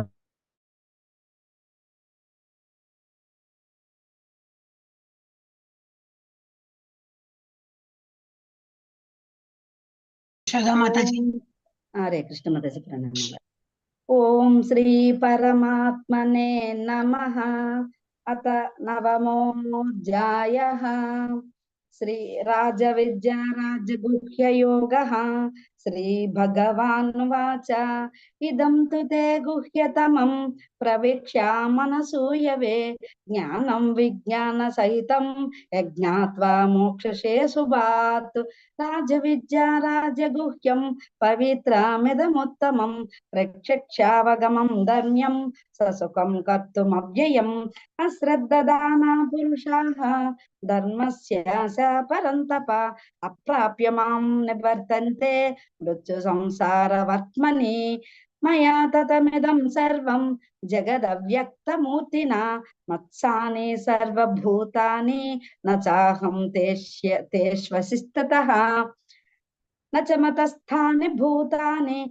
पश्य मे योगमैश्वरं भूतभृन्न च भूतस्थः मामात्मा भूतभावनः यथा कास्थितो नित्यं वायु सर्वत्र गो महान् तथा सर्वाणि भूतानि मत्स्थानीत्युपधारय सर्वभूतानि कौन्तेय प्रकृतिं यान्ति मामिकं कल्पक्षये पुनश्चान्ति कल्पदौ विसृजाम्यहम् प्रकृतिं स्वामवष्टभ्य विसृजामि पुनः पुनः भूतग्राममिमं कृत्स्नम् अवसं प्रकृतेर्वशात् न च मां तानि कर्माणि निबध्नाति धनञ्जय वदासीनम् असक्तं तेषु कर्मसु मया दक्षेण प्रकृतिः सूयते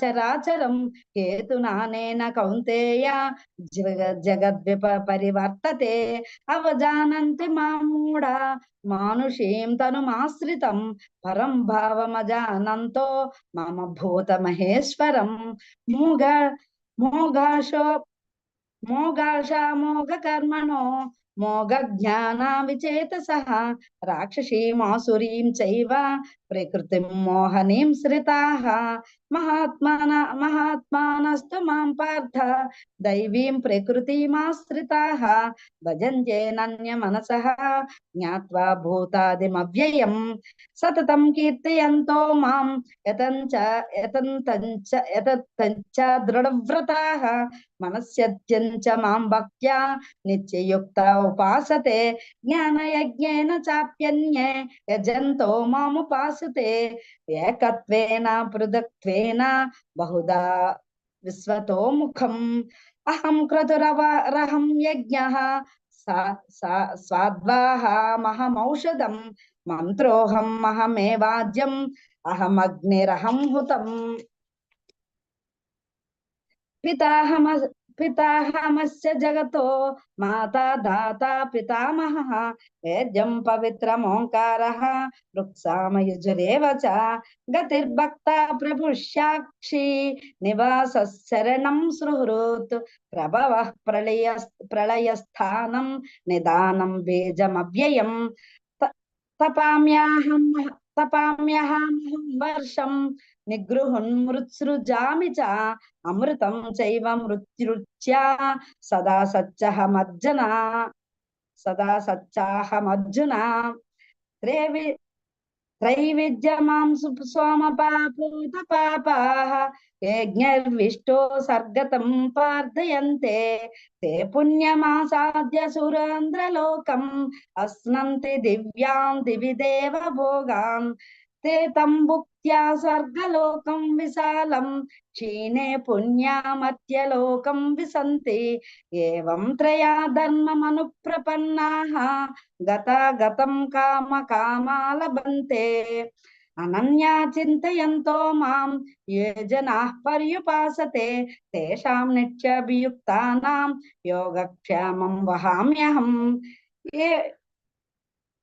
योपन्या देवता भक्ताः यजन्ते श्रद्धयान्विताः तेऽपि मामेव कौन्तेय यजन्त्या विधिपूर्वकम् अहं हि सर्वयज्ञानां भोक्ता च प्रभुरेव च न तु माम् अभिजानन्ति तत्त्वेनात्यच्यवन्ति ते यान्ति देवा व्रता देवान् पितॄन् यान्ति पितृव्रताः भूतानि यान्ति भूतेज्याः यान्ति मद्याजिनोऽपि माम् पत्रं पुष्पं फलं तोयं ये मे भक्त्या प्रयच्छति तदहं भक्त्युप्रहृतम् अस्नामि प्रयतात्मनः यत्करोषि यदश्नासि यज्जुहोषि तदासि यत्तपस्यसि कौन्तेय तत्कुर्ष्व मदर्पणम् शुभाशुभफलैरेवं मोक्षसे कर्मबन्धनैः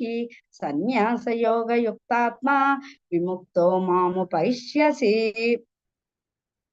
समोहं सर्वभूतेषु न मे द्वेष्योऽस्ति न प्रियः ये भजन्ति तु मां भक्त्या मयि तेषु चाप्यहम् अपि चेत् दुराचारः भजन्ते मामनन्यभाक् साधुरेव स मन्तव्य सम्यग् व्यवस्थितो हि सः क्षिप्रं भवति धर्मात्मा सस्वच्छान्तिं निगच्छति कौन्तेय प्रीति जानाहि न मे भक्ता प्रणश्यति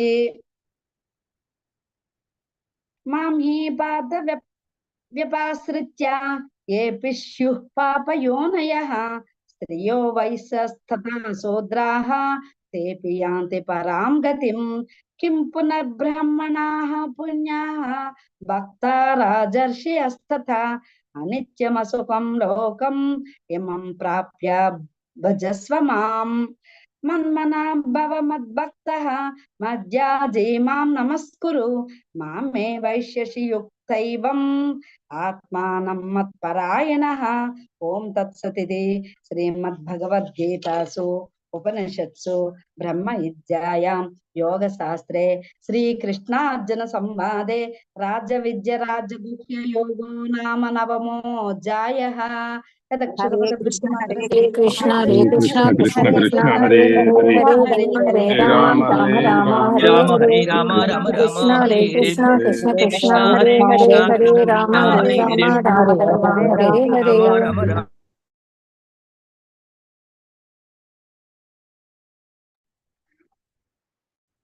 हरे कृष्ण माताजी, shall I start? Yes, Prabhuji. ओम श्री कृष्ण परब्रह्मणे नमः। श्रीमद्भगवद्गीताम् अतां दशमोऽध्यायः विभूति योगः। श्री भगवानुवाच भूय एव महाबाहो शृणु मे परमं वचः यत्तेऽहं प्रीयमानायां वक्ष्यामि हितकाम्ययां न मे विदुस्वरागणाः प्रभवं न महर्षयः अहमादिर्हि देवानां महर्षीणां च सर्वशां यो माम् अजमानादिञ्चां वेत्ति लोकमहेश्वरम् असम्मूढः समर्थ्येषु सर्वपापैः प्रमुच्यते बुद्धिर्ज्ञानमसम्मोहः क्षमा सत्यं दमः शमः सुखं दुःखं भवो भावो भयं चाभयमेव चाम् अहिंसा समता तुष्टिः तपोदानं यशो यशां भवन्ति भावभूतानां मत्त एव पृथग्विदाः महर्षयः सप्तभू चत्वारो मानवस्तदां मद्भावा मानसा जातां येषां लोक इमाः प्रजाः एतां विभूतिं योगञ्जां मम यो वेत्ति तत्पदां सोऽविकम्पेन योगेन युज्यते नात्र संशयः अहं सर्वस्य प्रभवो मत्तः सर्वं प्रवर्तते इति मत्वा भजन्ते मां बुधा भावसमन्वितां मच्चित्ता मद्गता प्राणां बोधयन्तः परस्परं कथयन्तस्य मां नित्यं तुष्यन्ति च रमन्दिजां तेषां ततयुक्तानां भजतां प्रीतिपूर्वकं ददामि बुद्धियोगं तं येन मामुपयान्ति तेषामेवानुकम्पार्थम् अहमज्ञानजं तमः नाशयामात्मभावस्तो ज्ञानदीपेन भास्वताम् अर्जुन उवाच परं ब्रह्मा परं धाम पवित्रं परमं भवान् पुरुषं शाश्वतं दिव्यम् आदिदेवमयं विभुम् आहुस्त्वामृषेः सर्वे देवर्षिर्नारस्तदाम् असितो देवलो व्यासः स्वयं चैवाब्रवीषि मे सर्वमेतदृतं मन्ये यन्मां वदसि केशवां न हि ते भगवान् व्यक्तिं विदुर्देवानदानवाहम् स्वयमेवात्मनात्मानं वेत्तत्वं पुरुषोत्तमां भूतभावन भूतेशां देवदेव जगत्पदे वक्तुमर्हस्य शेषेण दिव्या ह्यात्मविभूतयः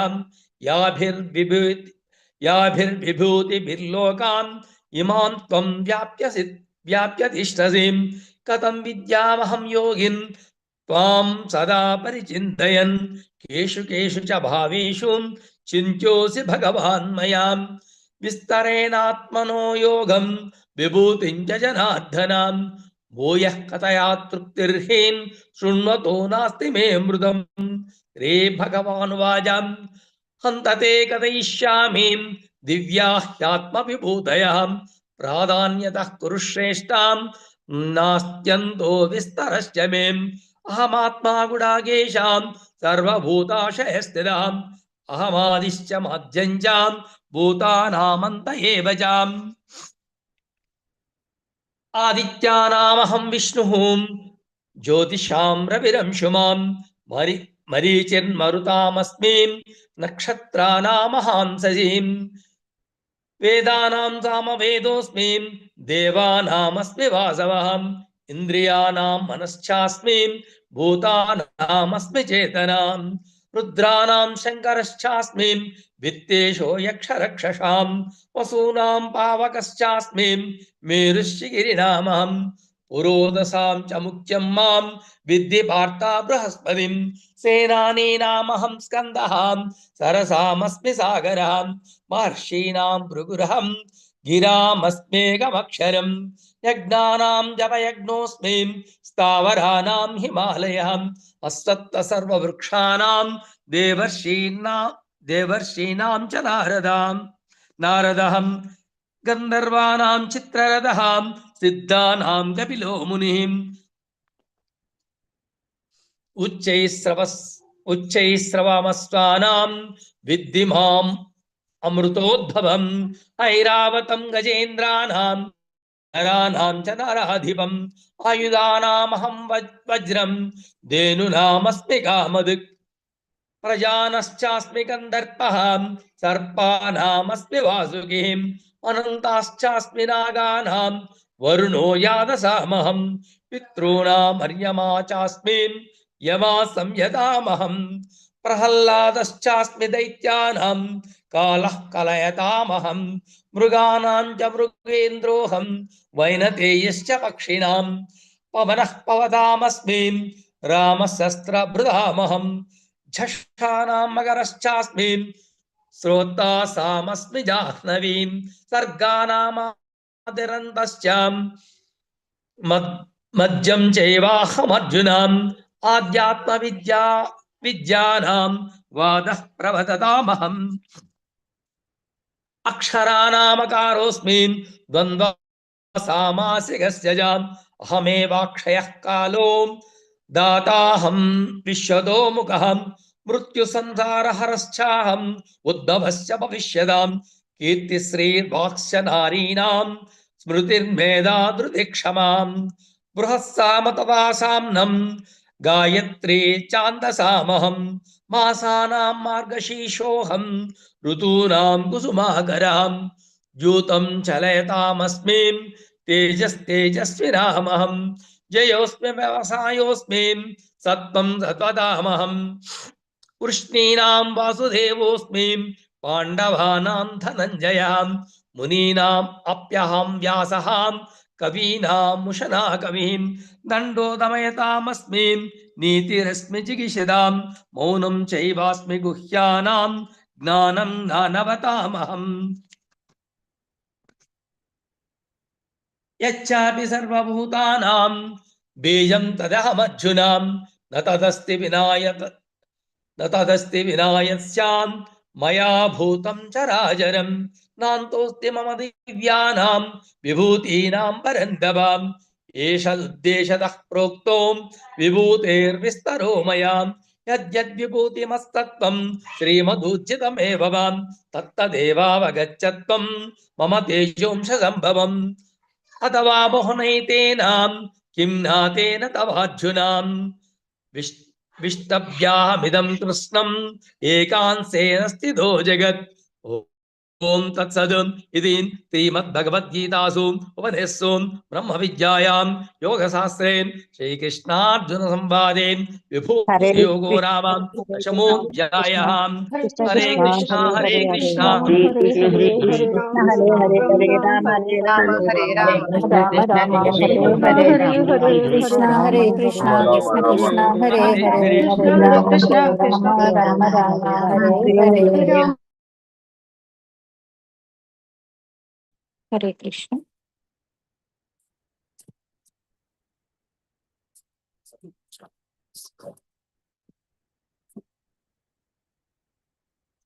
ఓం శ్రీకృష్ణ పరమాత్మనే నమః. అథ ఏకాదశోऽధ్యాయः విశ్వరూప సందర్శన యోగः.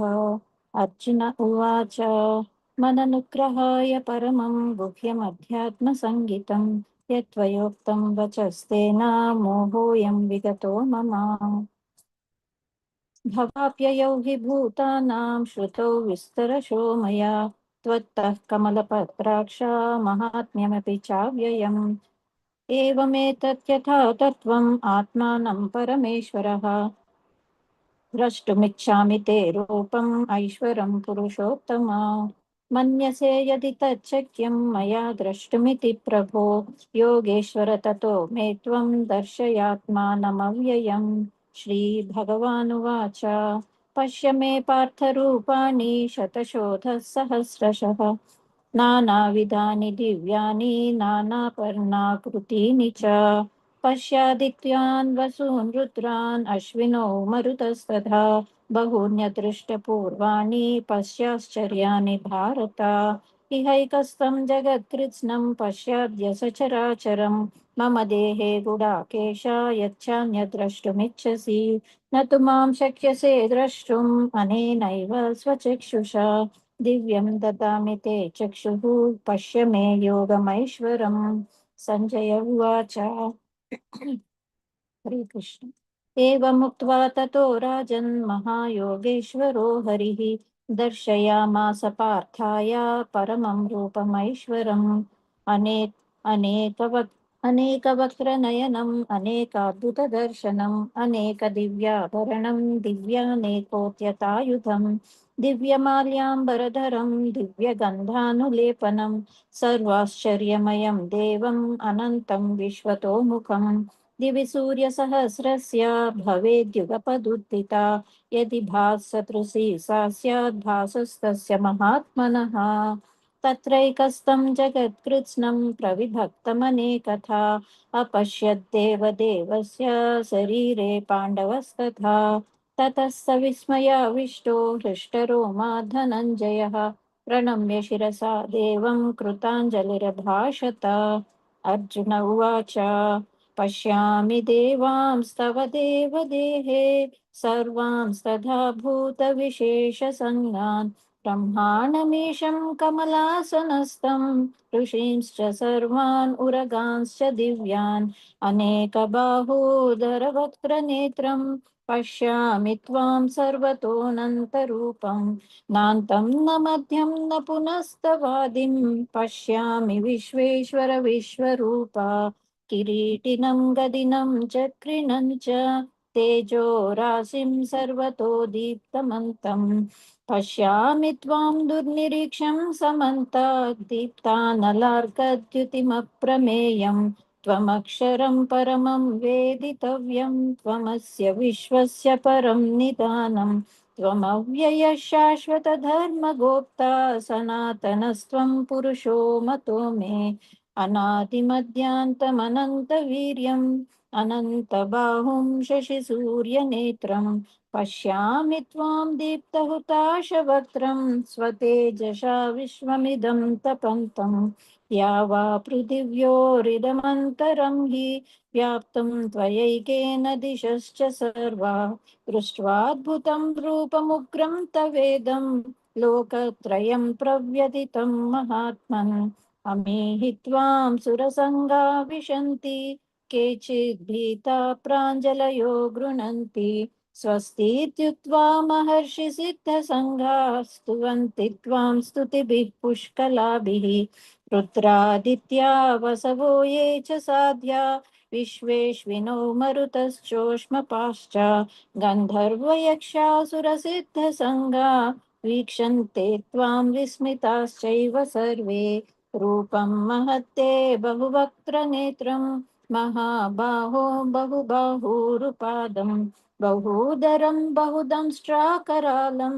दृष्ट्वा लोकाः प्रव्यथितास्तदाहम् नभस्पृशं दीप्तमनेकवर्णं व्याप्ताननं दीप्तविशालनेत्रं दृष्ट्वा हि त्वां प्रव्यथितास्तदात्मा धृतिं न विन्दामि शमं च विष्णो दंष्ट्राकरालानि च ते मुखानि दृष्ट्वैव कालानलसन्निभानि दिशो न जाने न लभे च शर्मा प्रसीद देवेश जगन्निवासा अमी च त्वां धृतराष्ट्रस्य पुत्राः सर्वे सहैवावनिपालसङ्घैः भीष्मो द्रोणसूतपुत्रस्तदासौ सहस्मदीयैरपि योधमुख्यैः वक्त्राणि ते त्वरमाणा विशन्ति दंष्ट्राकरालानि भयानकानि केचिद्विलग्ना दशनान्तरेषु सन्दृश्यन्ते चूर्णितैरुत्तमाङ्गैः यदा नदीनां बहवोऽम्बुवेगाः समुद्रमेवाभिमुखा द्रवन्ति तथा तवामि नरलोकवीरा विशन्ति वक्त्राण्यपि विज्वलन्ति यथा प्रदीप्तं ज्वलनं पतङ्गा विशन्ति नाशाय समृद्धवेगा तथैव नाशाय विशन्ति लोका तवापि वक्त्राणि समृद्धवेगा लेलिह्यसे ग्रसमानः समन्तान् लोकान् समग्रान् वदनैर्ज्वलब्धिः तेजोभिरापूर्वजगत्समग्रं भासस्तवोग्रा प्रपतन्ति विष्णो आख्याहि मे को भवानुग्ररूपो नमोऽस्तु ते देववर प्रसीद विज्ञातुमिच्छामि भवन्तमाद्यं न हि प्रजानामि तव प्रवृत्तिम् श्रीभगवान् उवाच कालोऽस्मि लोकक्षयकृत् प्रवृत्तो लोकान् समाहर्तुमिह प्रवृत्तः ऋतेऽपि त्वां न भविष्यन्ति सर्वे एव स्थिता प्रत्यनीकेषु योधाः तस्मात् त्वमुत्तिष्ठ यशो लभस्व जित्वा शत्रून् भुङ्क्ष्व राज्यं समृद्धम् मयैवेते निहता पूर्वमेव निमित्तमात्रं भव सव्यसाचिन् द्रोणं च भीष्मं च जयद्रथं च कर्णं तथान्यानपि योधवीरान् मया हतां स्वं जहिमा व्यधिष्ठा युध्यस्वजेतासि रणे सपत्नान् सञ्जय उवाच एतत् श्रुत्वा वचनं केशवस्य कृताञ्जलिर्वेपमानः किरीटी नमस्कृत्वा भूय एवाह कृष्णं सगद्गदं भीत प्रणम्य अर्जुन उवाच स्थाने ऋषिकेश तव प्रकीर्त्या जगत्प्रहृष्यत्यनुरज्यते च रक्षांसि भीतानि दिशो द्रवन्ति सर्वे नमस्यन्ति च सिद्धसङ्घाः कस्माच्च तेन न मेरन्महात्मन् गरीयसे ब्रह्मणोऽप्यादिकर्त्रे अनन्तदेवेश जगन्निवास त्वमक्षरं सदसत्तत्परं यत् त्वमादिदेव पुरुषः पुराणः त्वमस्य विश्वस्य परं निधानं वेत्तासि वेद्यं च परं च धाम त्वया ततं विश्वमनन्तरूपा वायुर्यमोऽग्निर्वरुणः शशाङ्कः प्रजापतिस्त्वं प्रपितामहश्च नमो नमस्तेस्तु सहस्रकृत्वा पुनश्च भूयोऽपि नमो नमस्ते नमः पुरस्तादथ पृष्ठतस्ते नमोऽस्तु ते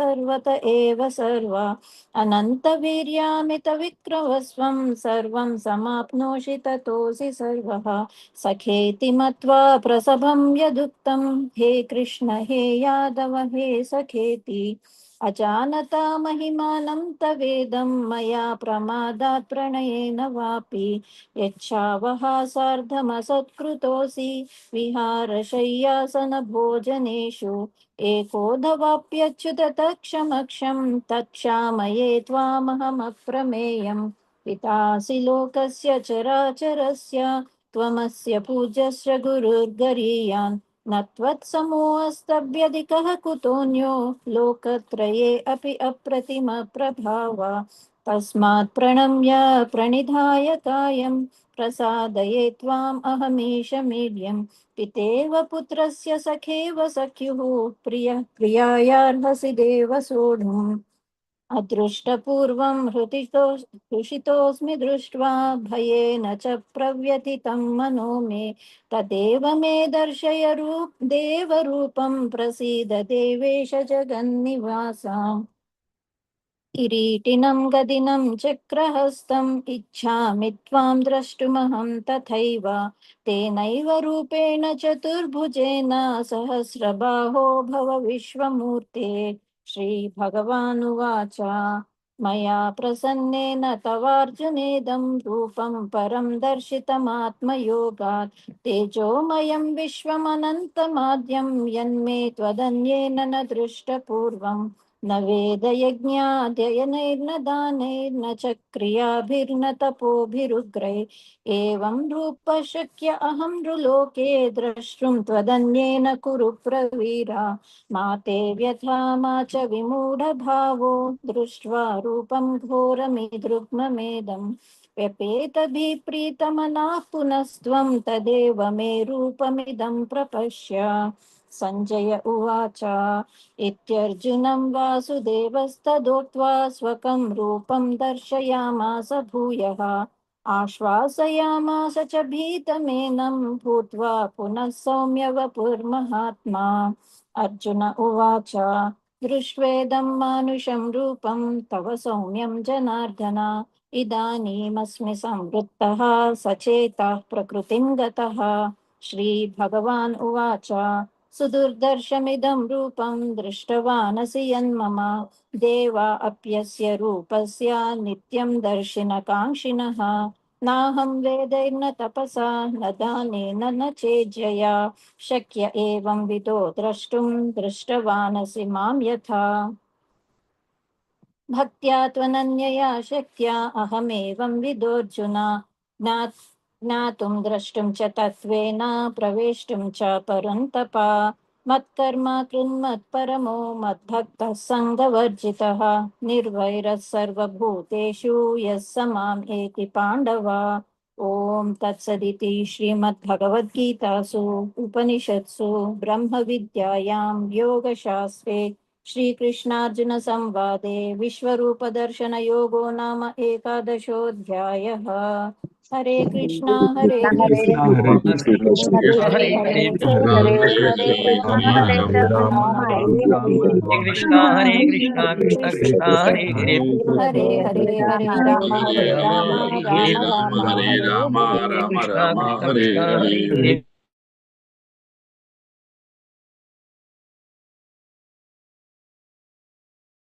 सुधा माता जी। हरे कृष्णा।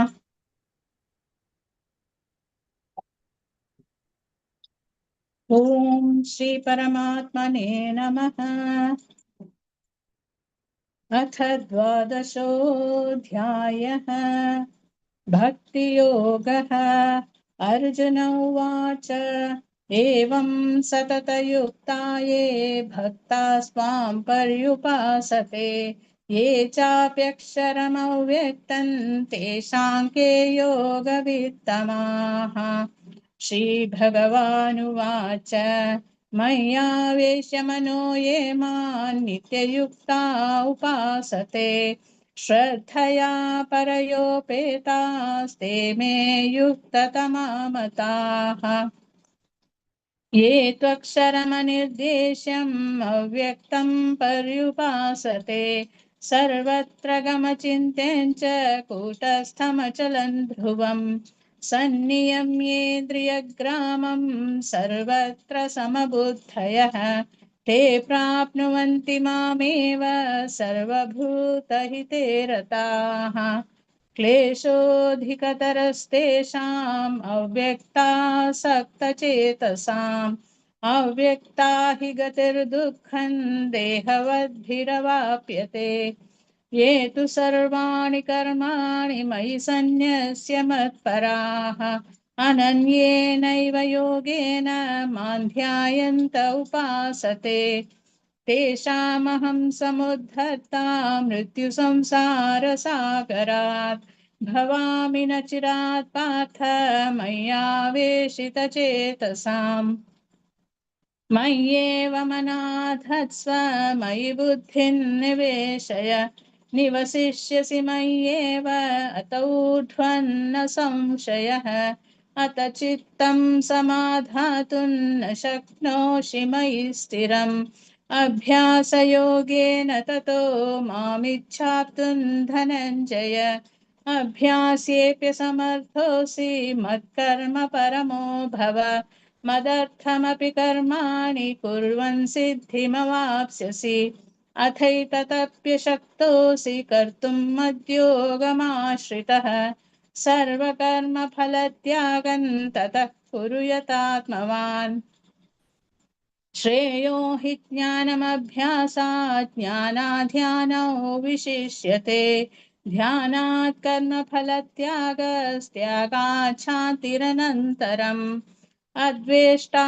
सर्वभूतानां मैत्रः करुण एव च निर्ममो निरहङ्कारः समदुःखः सुखः क्षमी सन्तुष्टः सततं योगी यतात्मा दृढनिश्चयः मय्यर्पितमनो बुद्धिर्यो मद्भक्तसमे प्रियः यस्मान्नो द्विजते लोको लोकान्नो द्विजते च यः हर्षामर्षभयोद्वेगैर्मुक्तो यः स च मे प्रियः अनपेक्षः शुचिर्दक्ष उदासीनो गतव्यथः सर्वारम्भपरित्यागी यो मद्भक्तसमे प्रियः यो न हृष्यति न द्वेष्टि न शोचति न काङ्क्षति शुभाशुभपरित्यागी भक्तिमान्यः समे प्रियः समशत्रौ च मित्रे च तथा मानापमानयोः शीतोष्णसुखदुःखेषु समसङ्गविवर्जितः तुल्यनिन्दास्तुतिर्मौनी सन्तुष्टो येन केनचित् अनिकेतस्थिरमतिर्भक्तिमान् मे प्रियो नरः ये तु धर्म्यामृतमिदै यथोक्तं पर्युपासते श्रद्धाना मत्परमा भक्तास्तेतीव मे प्रियाः। ॐ तत्सदिति श्रीमद्भगवद्गीतासु उपनिषत्सु ब्रह्मविद्यायां योगशास्त्रे श्रीकृष्णार्जुनसंवादे भक्तियोगो नाम द्वादशोऽध्यायः।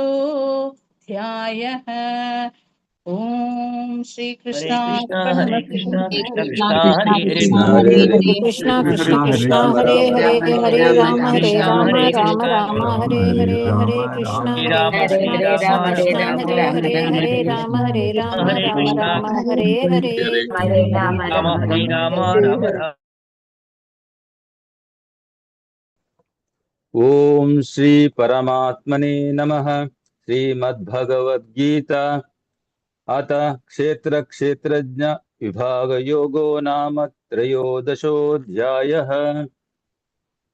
श्री भगवानुवाच इदं शरीरं कौन्तेय क्षेत्रमित्यभिधीयते एतद्यो वेति तं प्राहुः क्षेत्रज्ञ इति तद्विदः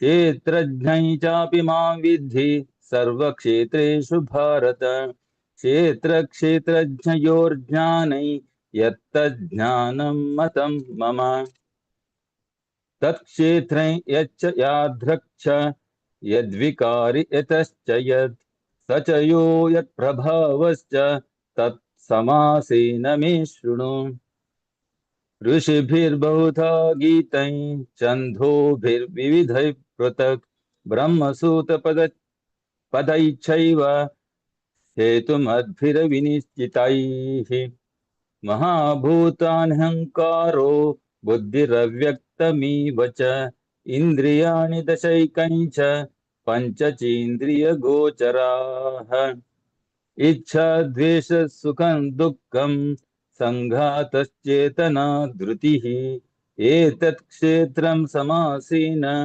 सविकारमुदाहृतम् अमानित्वमदम्भित्वम् अहिंसा क्षान्तिरार्जवम् आचार्योपासनं शौचं स्थैर्यमात्मविनिग्रहः इन्द्रियार्थेषु वैराग्यम् अनहङ्कार एव च जन्म मृत्युजरा व्याधि दुःखदोषानुदर्शनम्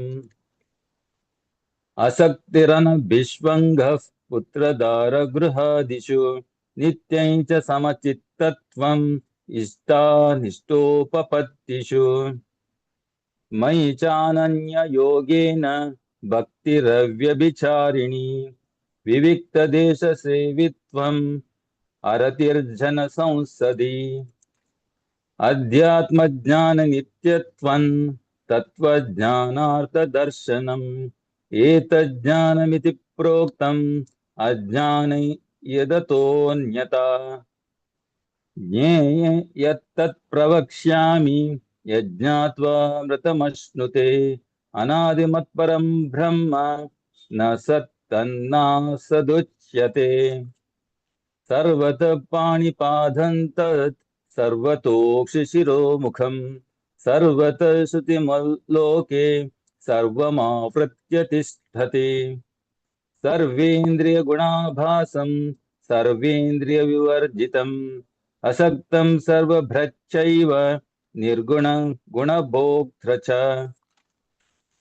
बहिरन्तश्च भूतानाम् अचरैचरमेव च सूक्ष्मत्वात् तदविज्ञेयन् दूरस्थं चान्तिके च तत् अविभक्तं च भूतेषु विभक्तमिव च स्थितं भूतभर्त च तज्ज्ञेयं ग्रसिष्णुप्रभविष्णु च ज्योतिषामपि तज्ज्योतिस्तमसः परमुच्यते ज्ञानै ज्ञेयै ज्ञानगम्यं हृदि सर्वस्य विस्थितम् इति क्षेत्रं तथा ज्ञानै ज्ञेयै चोक्तं समासतः मद्भक्त एतद् विज्ञाय मद्भावयोपपद्यते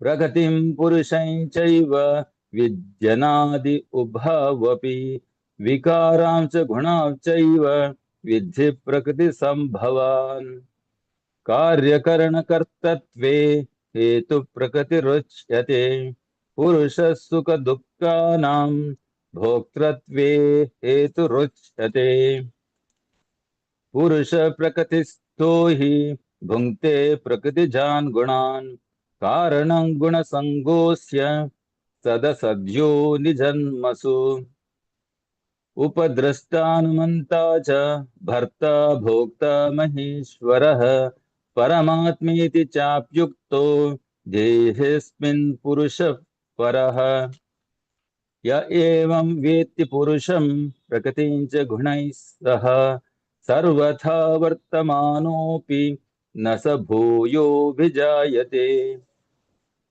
ज्ञानिनात्मनि पश्यन्ति केचिदात्मानमात्मना अन्ये साङ्ख्येन योगेन कर्मयोगेन चापरे अन्ये त्वेवमजानन्तः श्रुत्वान्येभ्य उपासते तेऽपि जातिर्तरन्त्येव मृत्युं श्रुतिपरायणाः यावत् सञ्जायते किञ्चित् सत्त्वं स्थावरजङ्गमम् क्षेत्रक्षेत्रज्ञसंयोगात् तद्विद्धि भरतर्षभ समं सर्वेषु भूतेषु तिष्ठन्तं परमेश्वरं विनश्यत्स्व विनश्यन्तं यः पश्यति स पश्यति समं पश्यन् हि सर्वत्र समवस्थितमीश्वरम् न हि नस्त्यात्मनात्मानं ततो याति परां गतिम् प्रकृत्यैव च कर्माणि क्रियमाणानि सर्वशः यः पश्यति तत्तात्मानम् अकार्तं स पश्यति यदा भूतपृथग्भावम् एकस्तमनुपश्यति तत एव च विस्तारं ब्रह्म सम्पद्यते तदा अनादित्वान्निर्गुणत्वात् परमात्मायमव्ययः शरीरस्थोऽपि कौन्तेय न करोति न लिप्यते यथा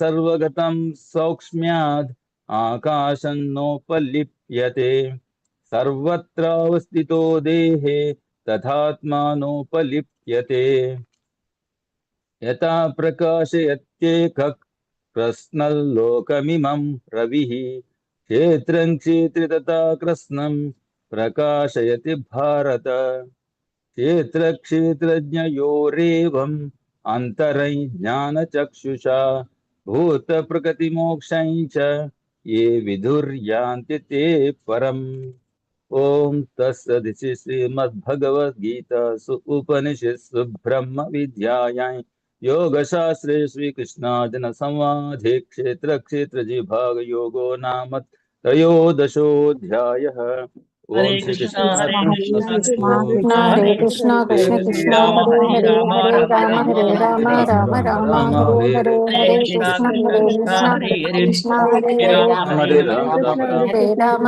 राम राम कृष्ण हरे हरे कृष्ण हरे कृष्ण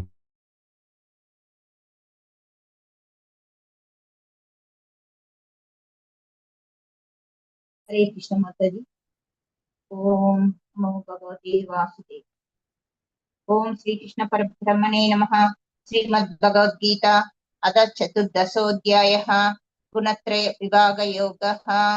श्री भगवानुवाच परं भूय प्रवक्ष्यामि ज्ञानानां ज्ञानमुत्तमम् यज्ञात्वा मुनयः सर्वे परां सिद्धिमितो गताः।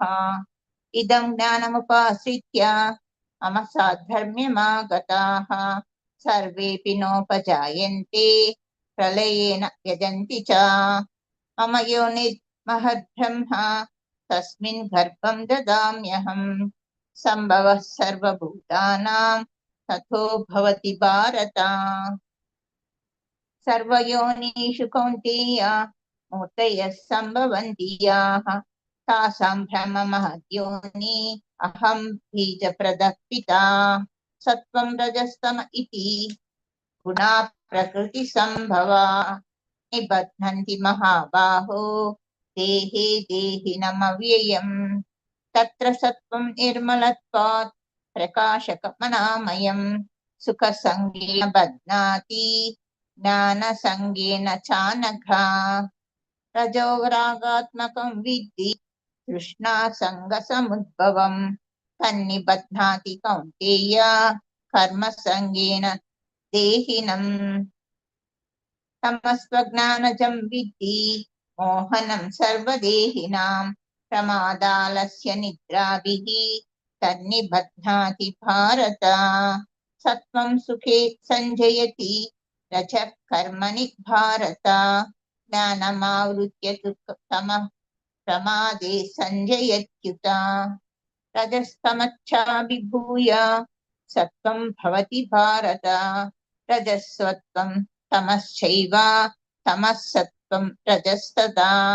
सर्वद्वारेषु देहेऽस्मिन् प्रकाश उपजायते ज्ञानं यदा तदा विद्यात् विवृतं सत्त्वमित्युत। लोभप्रवृत्तिरारम्भः कर्म नामः समः स्पृहा रजस्येतानि जायन्ते विवृद्धे भरतर्षभा। अप्रकाशप्रवृत्तिश्च प्रमादो मोह एव च तमस्येतानि जायन्ते विवृद्धे कुरु नन्दन। यदा सत्त्वे प्रवृद्धे तु प्रलयं याति देहभृत् तदोत्तमविदां लोकान् अमलान् प्रतिपद्यते। रजसि प्रलयं गत्वा कर्मसङ्गीषु जायते तदा प्रलीनस्तमसि मूढयोनिषु जायते। कर्मणः सुकृतः स्याहुः सात्विकं निर्मलं फलं रजसस्तु फलं दुःखम् अज्ञानं तमसः फलम्। सत्त्वा सञ्जायते ज्ञानं रजसो लोभ एव च प्रमादमोहो तमसो भवतो ज्ञानमेव च। ऊर्ध्वं गच्छन्ति सत्त्वस्ता मध्या तिष्ठन्ति राजसाः जगन्यगुणवृत्तिस्ता अधो गच्छन्ति तामसाः। नान्यं गुणेभ्यः कर्तारं यदा द्रष्टुमुपश्यति गुणेभ्यश्च परं वेत्ति मद्भावं सोऽधिगच्छति।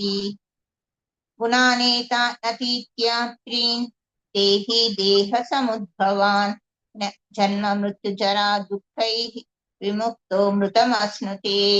अर्जुन उवाच कैर्लिङ्गिन्त्रीन् गुणान्नेतान् अतीतो भवति प्रभो किमाचारः कथं चैतान् त्रीन् गुणान् अतिवर्तते।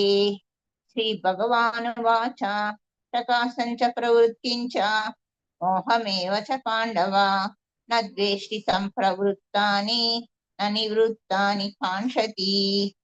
उदासीनवदासीनो गुणैर्यो न विचाल्यते गुणा वर्तन्त इत्येव योऽवतिष्ठन्ति नेङ्गते। समदुःखः सुखस्वस्थः समलोष्टास्मकाञ्चनः तुल्यप्रिया प्रियो धीरः तुल्यनिन्दात्मसंस्तुतिः। मानावमानयो तुल्यः तुल्यो मित्रारिपक्षयो सर्वारम्भ परित्यागी गुणातीतः स उच्यते। आचयो अव्यभिचारेण भक्तियोगेन सेवते सगुणान् समतीतैतान् ब्रह्म भूयाय कल्पते। ब्रह्मणो हि प्रतिष्ठाहम् अमृतस्य प्रियस्य च शाश्वतस्य च धर्मस्य सुखस्यैकान्तिकस्य च। ओम तत्सदिति श्रीमद्भगवद्गीतासु उपनिषत्सु ब्रह्म विद्यायां योगशास्त्रे श्रीकृष्णार्जुन संवादे गुणत्रय विभाग योगो नाम चतुर्दशो अध्यायः। सर्वं हरे श्रीकृष्णार्पणमस्तु। कृष्णा जय कृष्ण श्री कृष्णा हरे हरे हरे हरे हरे राम राम राम हरे हरे हरे हरे कृष्ण कृष्णा कृष्ण कृष्ण कृष्णा हरे हरे हरे राम राम राम हरे हरे।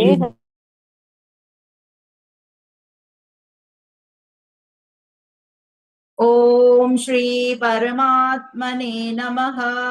अथ पञ्चदशोऽध्यायः पुरुषोत्तमयोगः। श्रीभगवानुवाच ऊर्ध्वमूलमदः शाखम् अश्वत्थं प्राहुरव्ययम् छन्दांसि यस्य पर्णानि यस्तौ वेद स वेदवित् अधश्चोर्ध्वं प्रसृतास्तस्य शाखा गुणप्रवृद्धा विषयप्रभालाः अधश्च मूलान्यनुसन्ततानि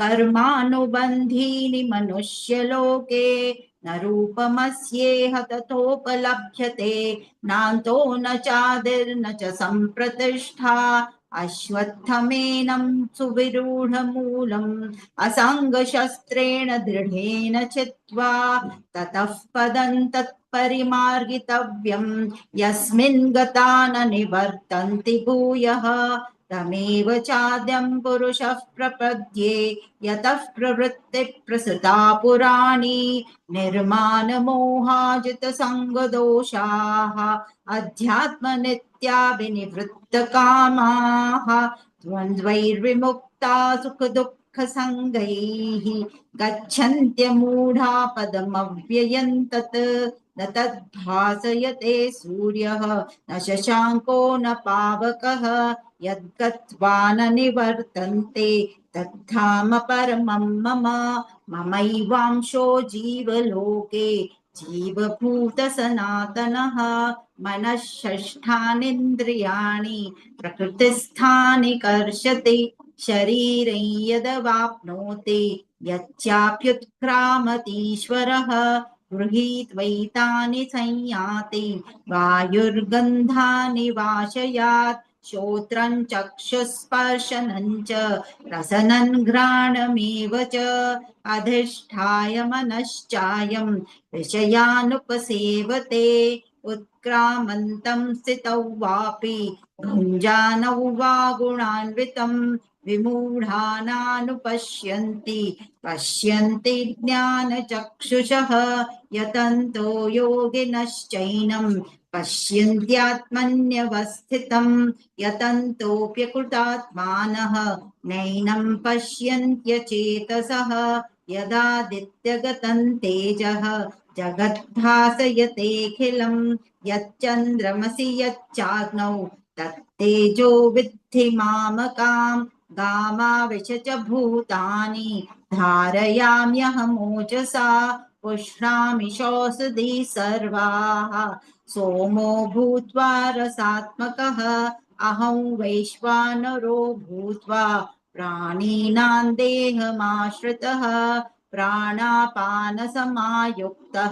पचाम्यन्नं चतुर्विधं सर्वस्य चाहं हृदि सन्निविष्टः मत्तः स्मृतिर्ज्ञानमपोहनं च वेदैश्च सर्वैरहमेव वेद्यः वेदान्तकृत् वेदविदेव चाहं त्वामिमौ पुरुषौ लोके क्षरश्चाक्षर एव च क्षरः सर्वाणि भूतानि कूटोस्थोऽक्षर उच्यते उत्तमः पुरुषस्त्वन्यः परमात्मेत्युदाहृतः यो लोकत्रयमाविश्य बिभर्तव्यय ईश्वरः यस्माक्षरमतीतोऽहम् अक्षरादपि चोत्तमः अतोऽस्मि लोके वेदे च प्रथितः पुरुषोत्तमः यो मामेवमसम्मूढः जानाति पुरुषोत्तमं स सर्वविद्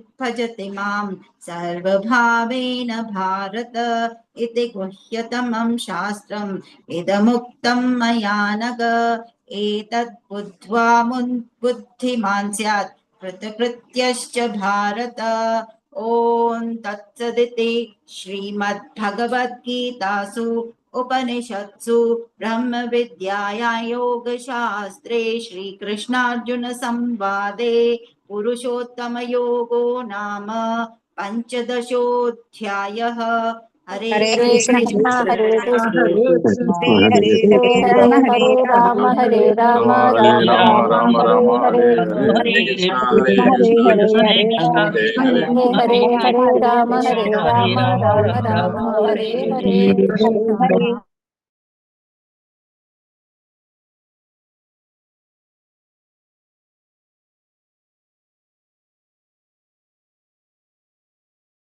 हरे कृष्णा शशि माता जी।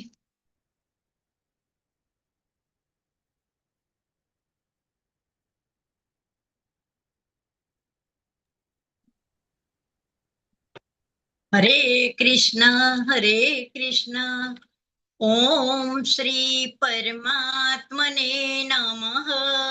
श्रीमद् भगवत गीता अथ षोडशोऽध्यायः।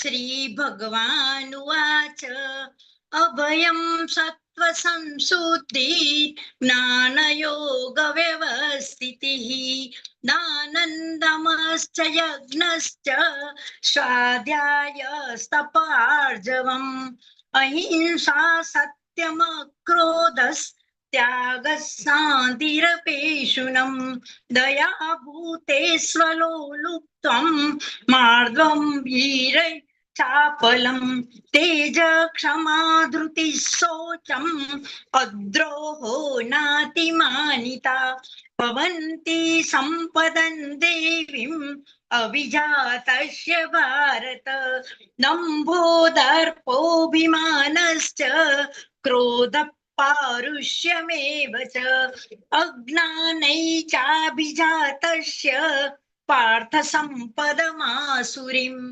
देवी सम्पद्विमोक्षाय निबन्धायासुरीमता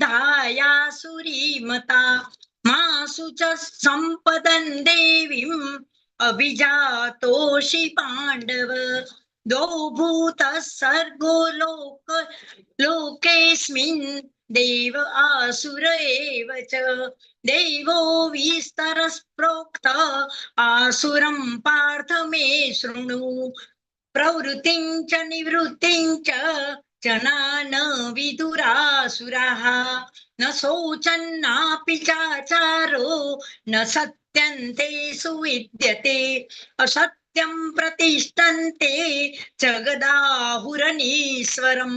अपरस्परं परसम्भूतं किमन्यत् कामहेतुकम् दृष्टिमवष्टभ्य नष्टात्मानो अल्पबुद्धयः प्रभवन्त्युग्रकर्माण क्षयाय जगतो हिताः कामामाश्रित्य दुष्पूरन् दम्भानमदान्विताः मोहात् गृहीत्वा ग्राहान् प्रवर्तन्ते शुचिव्रताः चिन्तामपरिमेयाञ्च प्रलयान्तामुपाश्रितः कामोपभोगपरमा एतावदिति निश्चितः आशापाशसतैर्बद्धात् कामक्रोधपरायणः इहन्ते कामभोगार्थम् अन्यायेनार्थसञ्जयान् इदमद्य मया लब्धम् इमं प्राप्स्ये मनोरथम् इदमस्तित्मपि मे भविष्यति पुनर्धनम् असौ मया हतः शत्रुः हनिष्ये चापरानपि ईश्वरोऽहमहं भोगी सिद्धोऽहं बलवान् सुखी आढ्योऽपि जनवानस्मि कोऽन्योऽस्ति सदृशो मया यस्य दास्यामि मोदिष्य इत्यज्ञानविमोहिताः चित्तविभ्रान्ता मोहजालसमावृताः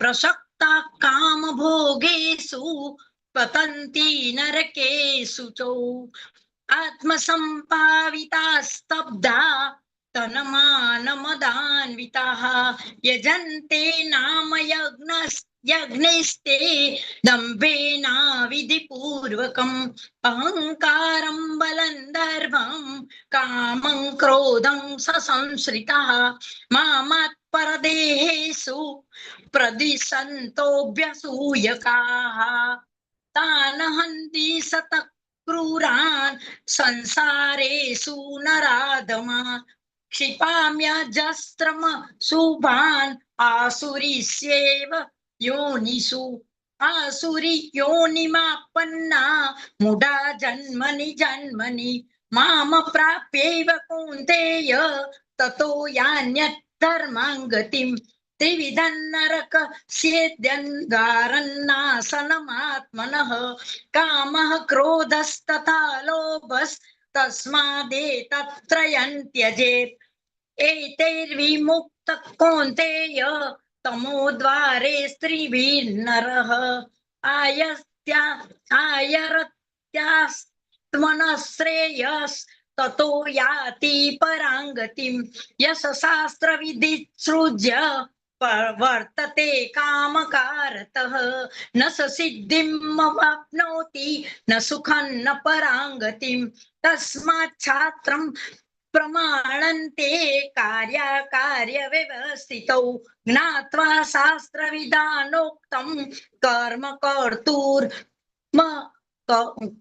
कर्तुर्मिहारसि ॐ तत्सदिति श्रीमद्भगवद्गीतासु उपनिषत्सु ब्रह्मविद्यायां योगशास्त्रे श्रीकृष्णार्जुन संवादे दैवासुरसम्पद्विभागयोगो नाम षोडशोऽध्यायः। हरे कृष्ण कृष्ण कृष्ण कृष्ण हरे कृष्ण हरे हरे हरे हरे राम राम राम राम हरे राम राम हरे राम हरे राम हरे हरे हरे कृष्ण हरे कृष्ण कृष्ण कृष्ण कृष्ण कृष्ण हरे हरे हरे हरे हरे हरे राम हरे हरे राम राम राम राम राम हरे राम हरे हरे हरे हरे कृष्ण हरे कृष्ण कृष्ण कृष्ण हरे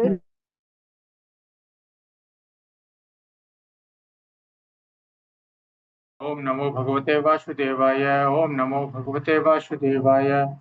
ओम नमो भगवते वासुदेवाय। श्रीमद्भगवद्गीता अथ सप्तदशोऽध्यायः। अर्जुन उवाच ये शास्त्रविधिमुत्सृज्य यजन्ते श्रद्धयान्विता तेषां निष्ठा तु का कृष्णा सत्त्वमाहो रजस्तमः। श्रीभगवानुवाच त्रिविधा भवति श्रद्धा देहिनां सा स्वभावजा सात्विकी राजसी चैव तामसी चेति तां शृणु। सत्त्वानुरूपा सर्वस्य श्रद्धा भवति भारत। श्रद्धामयोऽयं पुरुषो यो यश्रद्ध स एव स। यजन्ते सात्विका देवान् यच्च रक्षांसि राजसा प्रेतान् भूतगणांश्चान्ये यजन्ते तामसा जना। अशास्त्रविहितं घोरं तप्यन्ते ये तपो जना दम्भाहंकार संयुक्ता कामरागबलान्विता कर्षयन्तः शरीरस्थं भूतग्रामम् अचेतसः माञ्चैवान्तः शरीरस्थं तान् विद्य असुरनिश्चयान्। आहारास्त्वपि सर्वस्य त्रिविधो भवति प्रिय यज्ञस्तपस्तथा दानं तेषां भेदम् इमं शृणु। आयुसत्त्वबलारोग्य सुखप्रीतिविवर्धना रस्या स्निग्धा स्थिरा हृद्या आहारा सात्विकप्रिया कट्व अम्ललवणात्युष्ण तीक्ष्णरुक्षविदाहिनः आहारा राजसस्येष्टा दुःखशोकामयप्रदाः। यातयामङ्गतरसं पूतिपर्युषितं च यत् उच्छिष्टमपि चामेध्यं भोजनं तामसप्रियम्। अफलाकाङ्क्षिभिर्यज्ञो विधिद्रष्टो निययुज्यते यष्टव्यम् एवेति मनः समाधाय स सात्विकः। अभिसन्धाय तु फलं दम्भार्थमपि चैव यत् युज्यते भरतश्रेष्ठ तं यज्ञं विद्धि राजसम्।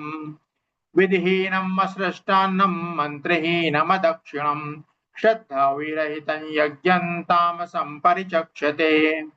देवद्विजगुरु प्राग पूजनं शौचमार्जवम् ब्रह्मचर्यम् अहिंसा च शारीरं तप उच्यते। अनुद्वेगकरं वाक्यं सत्यं प्रियहितं च यत् स्वाध्यायाभ्यसनं चैव वाङ्मयं तप उच्यते। मनः प्रसाद सौम्यत्यं मौनम् आत्मविनिग्रह भावसंशुद्धिरित्येतत् तपो मानसमुच्यते। श्रद्धया परया तप्तं तपस्तत्त्रिविधं नरैः अफलाकाङ्क्षिभिर्युक्तः सात्विकं परिचक्षते। सत्कारमानपूजार्थं तपोदम्भेन चैव यत् क्रियते तहिदः प्रोक्तं राजसं चलमध्रुवम्। मूढग्राहेणात्मनो यत् पीडया क्रियते तपः परस्योत्साधनार्थं वा तत्तामसमुदारतम्। दातव्यम् इति यद्दानं दीयते उपकारिणे देशे काले च पात्रे च तद्दानं सात्वं स्मृतम्। यत्तु प्रत्युपकारार्थं फलमुद्दिश्य वा पुनः दीयते च परिक्लिष्टं तद्दानं राजसं स्मृतम्। आदेशकाले यद्दानम् अपात्रेभ्यश्च दीयते असत्कृतम् अवज्ञातं तत्तामसमुदारतम्। ॐ तत्सदिति निर्देशो ब्रह्मणस्त्रिविधः स्मृतः ब्राह्मणास्तेन वेदाश्च यज्ञाश्च विहिताः पुरा। तस्मातोमित्युदारत्य यज्ञदानतपक्रियाः प्रवर्तन्ते विधानोक्ता सततं ब्रह्मवादिनाम्। तदित्यनभिसन्धाय फलं यज्ञतपक्रियाः दानक्रियाश्च विविधाः क्रियन्ते मोक्षकाङ्क्षिभिः। सद्भावे साधुभावे च सतित् एतत् प्रयुज्यते प्रशस्ते कर्मणि तथा षट्शब्दः पार्थयुज्यते। यज्ञे तपसि दाने च स्थितिः सदिति चोच्यते कर्म चैव तदर्थीयं सदित्येव अभिधीयते। अश्रद्धया हुतं दत्तं तपस्तप्तं कृतं च यत् असत् इति उच्यते पार्थ न च तत्प्रेत्य नो इह। ॐ तत्सदिति श्रीमद्भगवद्गीतासु उपनिषत्सु ब्रह्मविद्यायां योगशास्त्रे श्रीकृष्णार्जुन संवादे श्रद्धात्रय विभाग योगो नाम सप्तदशोऽध्यायः। हरि ओम। हरे कृष्णा हरे कृष्ण हरे कृष्ण कृष्ण हरे कृष्ण हरे कृष्ण हरे हरे राम हरे हरे राम राम राम हरे हरे राम राम हरे हरे हरे कृष्ण कृष्ण कृष्ण कृष्ण हरे कृष्ण हरे हरे कृष्ण राम कृष्ण हरे राम राम हरे राम राम हरे हरे हरे राम राम राम हरे हरे। हरे राम हरे राम।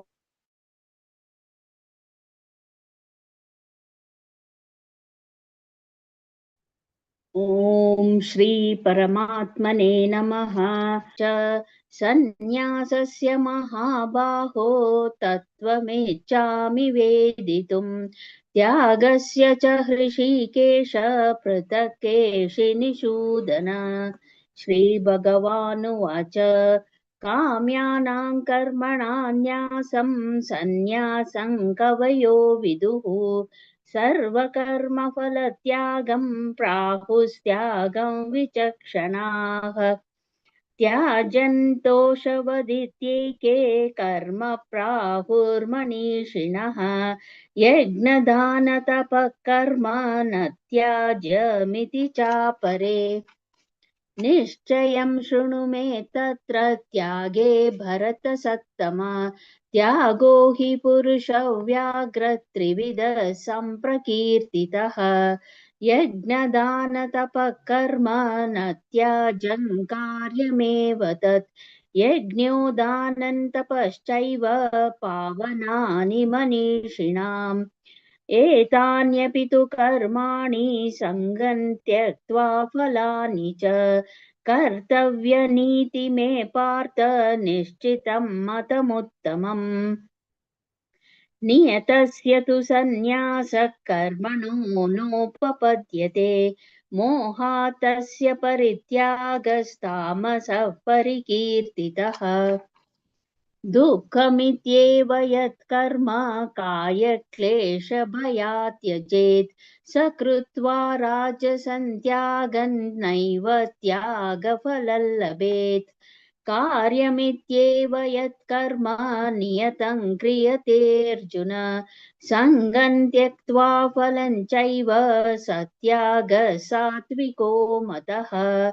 न द्वेष्ट्य कुशलं कर्म कुशलेनानुषज्यते त्यागी सत्त्वसमाविष्टो मेधावी छिन्न संशयः न हि देहभृता शक्यं त्यक्तुं कर्माण्यशेषतः यस्तु कर्मफलत्यागी सत्यागीत्यभिधीयते अनिष्टमिष्टं मिश्रं च त्रिविधं कर्मणः फलं भवत्यत्यागिनां प्रेत्य न तु सन्न्यासिनां क्वचित् पञ्चैतानि महाबाहो कारणानि निबोध मे साङ्ख्ये कृतान्ते प्रोक्तानि सिद्धये सर्वकर्मणाम् अधिष्ठानं तथा कर्ता करणं तच्च पृथक्विदं विविधाश्च पृथक् चेष्टा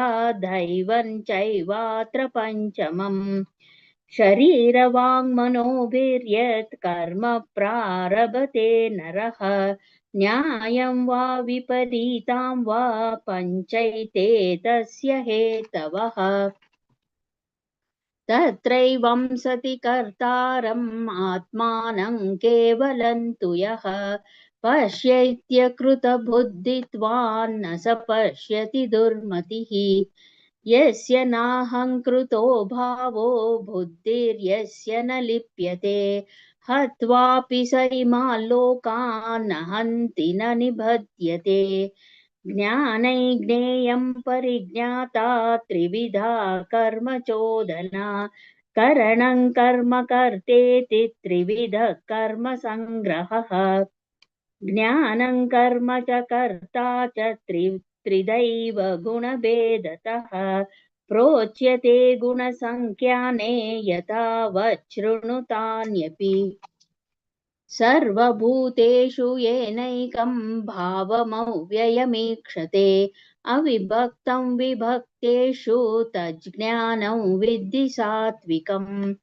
पृथक्त्वेन तु यज्ज्ञानं नानाभावान् पृथग्विधान् वेति सर्वेषु भूतेषु तज्ज्ञानं विद्धि राजसम् यत्तु कृष्णवदेकस्मिन् कार्ये सक्तमहैतुकम् अतत्त्वार्थवदल्पञ्च तत्तामसमुदाहृतम् नियतं सङ्गरहितम् अरागद्वेषतः कृतम् अफलप्रेप्सुना कर्म यत्तत् सात्विकमुच्यते यत्तु कामेप्सुना कर्म साहङ्कारेण वा पुनः क्रियते बहुलायासन् तद्राजसमुदाहृतम् अनुबन्धं क्षयं हिंसामनवेक्ष्य च पौरुषम् मोहादारभ्यते कर्म यत्तत्तामसमुच्यते मुक्तसङ्गो न संवादी धृत्युत्साहसमन्वितः सिद्ध्यासिद्ध्योर्निर्विकारः कर्ता सात्विक उच्यते रागी कर्मफलप्रेप्सुर्लुब्धो हिंसात्मको शुचिः हर्षशोकान्वितः कर्ता राजसः परिकीर्तितः अयुक्तः प्राकृतस्तब्धः शट्टो नैष्कृतिको लसः विषादी दीर्घसूत्री च कर्ता तामस उच्यते बुद्धेर्भेदं धृतेश्चैव गुणतस्त्रिविधं शृणु प्रोच्यमानमशेषेण पृथक्त्वेन धनञ्जय प्रवृत्तिं च निवृत्तिं च कार्याकार्ये भयाभये बन्धं मोक्षं च या वेत्ति बुद्धिः सा पार्थ सात्विकी यया धर्ममधर्मं च कार्यं चाकार्यमेव च अयथावत् प्रजानाति बुद्धिः सा पार्थ राजसी अधर्मं धर्ममिति या मन्यते तामसावृता सर्वार्थान् विपरीतांश्च बुद्धिः सा पार्थ तामसी धृत्यायया धारयते मनप्राणेन्द्रियक्रियाः योगेनाव्यभिचारिण्या धृतिः सा पार्थ सात्विकी यया तु धर्मकामार्तान् धृत्या धारयतेऽर्जुन प्रसङ्गेन फलकाङ्क्षी धृतिः सा पार्थ राजसी यया स्वप्नं भयं शोकं विषादं मदमेव च न विमुञ्चति दुर्मेधा धृतिः सा पार्थ तामसी सुखं त्विधानीं त्रिविधं शृणु मे भरतर्षभ अभ्यासाद्रमते यत्र दुःखान्तं च निगच्छति यत्तदग्रे विषमिव परिणामे मृतोपमम् तत्सुखं सात्विकं प्रोक्तमात्मबुद्धिप्रसादजम् विषयेन्द्रियसंयोगात् यत्तदग्रे मृतोपमम् परिणामे विषमिव तत्सुखं राजसं स्मृतम् यदग्रे चानुबन्धे च सुखं मोहनमात्मनः निद्रालस्य प्रमादो तत्तामसमुदाहृतम् न तदस्ति पृथिव्यां वा दिवि देवेषु वा पुनः सत्वं प्रकृतिजैर्मुक्तै यदेभिः स्यात् त्रिभिर्गुणैः ब्राह्मणक्षत्रियाविषां शूद्राणां च परन्तप कर्माणि प्रविभक्तानि स्वभावप्रभवैर्गुणैः शमोदमस्तपशौचं क्षान्तिरार्जवमेव च ज्ञानं विज्ञानमास्तिक्यं ब्रह्मकर्म स्वभावजम् शौर्यन्तेजो धृतिदाक्षायुद्धे चाप्यपलायनं दानमीश्वरभावश्च क्षात्रं कर्म स्वभावजम् कृषि गौरक्षवाणिज्यं वैश्यकर्म स्वभावजं परिचर्यात्मकं कर्म शूद्रस्यापि स्वभावजं स्वे स्वे कर्मण्यभिरतः संसिद्धिर्लभते नरः स्वकर्मनिरतः सिद्धिं यथा विन्दति तच्छृणु यतः प्रवृत्तिर्भूतानां येन सर्वमिदं ततं स्वकर्मणा तम् अभ्यर्च्य सिद्धिं विन्दति मानवः श्रेयान् स्वधर्मो विगुणः परधर्मात् स्वनुष्ठितात् स्वभावनियतं कर्म कुर्वन्नाप्नोति किल्बिषम् सहजं कर्म कौन्तेय सदोषमपि न त्यजेत् सर्वारम्भा हि दोषेण धूमेनाग्निरिवावृताः असक्तबुद्धिः सर्वत्र जितात्मा विगतस्पृहः नैष्कर्म्यसिद्धिं परमां सन्न्यासेनाधिगच्छति सिद्धिं प्राप्तो यथा ब्रह्म तथाप्नोति निबोध मे समासेनैव कौन्तेय निष्ठा ज्ञानस्य या परा बुद्ध्या विशुद्धया युक्तो धृत्यात्मानन्नियम्य च शब्दादीन् विषयांस् त्यक्त्वा रागद्वेषव्युदस्य च विविक्तसेवी लघ्वाशी यथवा कायमानसः ध्यानयोगपरो नित्यं वैराग्यं समुपाश्रितः अहङ्कारं बलं दर्पं कामं क्रोधं परिग्रहः विमुच्य निर्ममः शान्तो ब्रह्मभूयाय कल्पते ब्रह्मभूतः प्रसन्नात्मा न शोचति न काङ्क्षति समः सर्वेषु भूतेषु मद्भक्तिर्लभते पराम् भक्त्या मामभिजानाति यावान् यश्चास्मि तत्त्वतः ततो मां तत्त्वतो ज्ञात्वा विशते तदनन्तरम् सर्वकर्माण्यपि सदा कुर्वाणो मद्व्यपाश्रयः मत्प्रसादादवाप्नोति शाश्वतं पदमव्ययम् चेतसा सर्वकर्माणि मयि सन्न्यस्य मत्परः बुद्धियोगमुपाश्रित्य मच्चित्तः सततं भव मच्चित्तः सर्वदुर्गाणि मत्प्रसादात् तरिष्यसि अथ चेत्त्वमहान्कारन् नाश्रोष्यसि विनङ्क्ष्यसि यदाहङ्कारमाश्रित्य न योत्स्य इति मन्यसे मिथ्यैष्व व्यवसायस्ते प्रकृतिस्त्वा नियोक्ष्यति स्वभावजेन कौन्तेय निबद्धस्वेन कर्मणा कर्तुं नेच्छसि यन्मोहात् करिष्यस्य वशोऽपि तत् ईश्वर सर्वभूतानां हृद्देशेऽर्जुन तिष्ठति भ्रामयन् सर्वभूतानि यन्त्रारूढानि मायया तमेव शरणं गच्छ सर्वभावेन भारत तत्प्रसादात् परां शान्तिं स्थानं प्राप्स्यसि शाश्वतम् इति ते ज्ञानमाख्यातं गुह्याद् गुह्यतरं मया विमृश्यैतदशेषेण यतेच्छसि तथा कुरु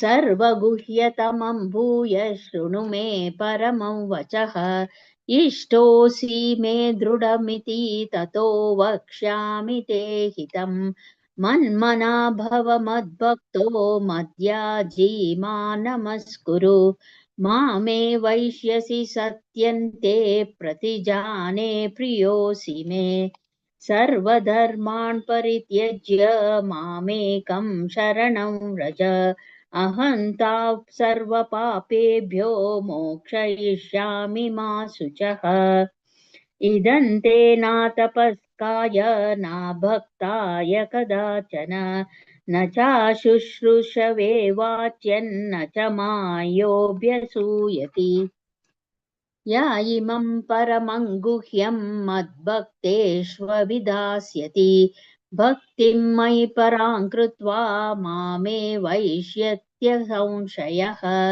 न च तस्मान्मनुष्येषु कश्चिन्मे प्रियकृत्तमः भविता न च मे तस्मादन्यः प्रियतरो भुवि अद्येष्यते च य इमान् धर्म्यं संवादमावयोः ज्ञानयज्ञेन तेनाहम् इष्टस्यामिति मे मतिः श्रद्धावाननसूयश्च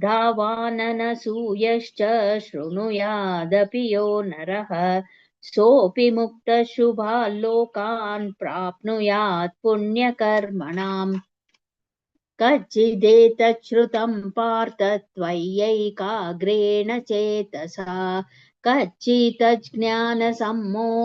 प्रनष्टस्ते धनञ्जय अर्जुन उवाच नष्टो मोहस्मृतिर्लब्धा त्वत्प्रसादान्मयाच्युत स्थितोऽस्मि गतसन्देहः करिष्ये वचनं तव सञ्जय उवाच इत्याहं वासुदेवस्य पार्थस्य च महात्मनः संवादमिमम् अश्रौषमद्भुतं रोमहर्षणम् व्यासप्रसादात् श्रुत्वा नेतद्गुह्यमहं परं योगं योगेश्वरात् कृष्णात् साक्षात् कथयत स्वयं राजन् संस्मृत्य संवादमिममद्भुतं केशवार्जुनयोः पुण्यं हृष्यामि च मुहुर्मुहुः तच्च संस्मृत्य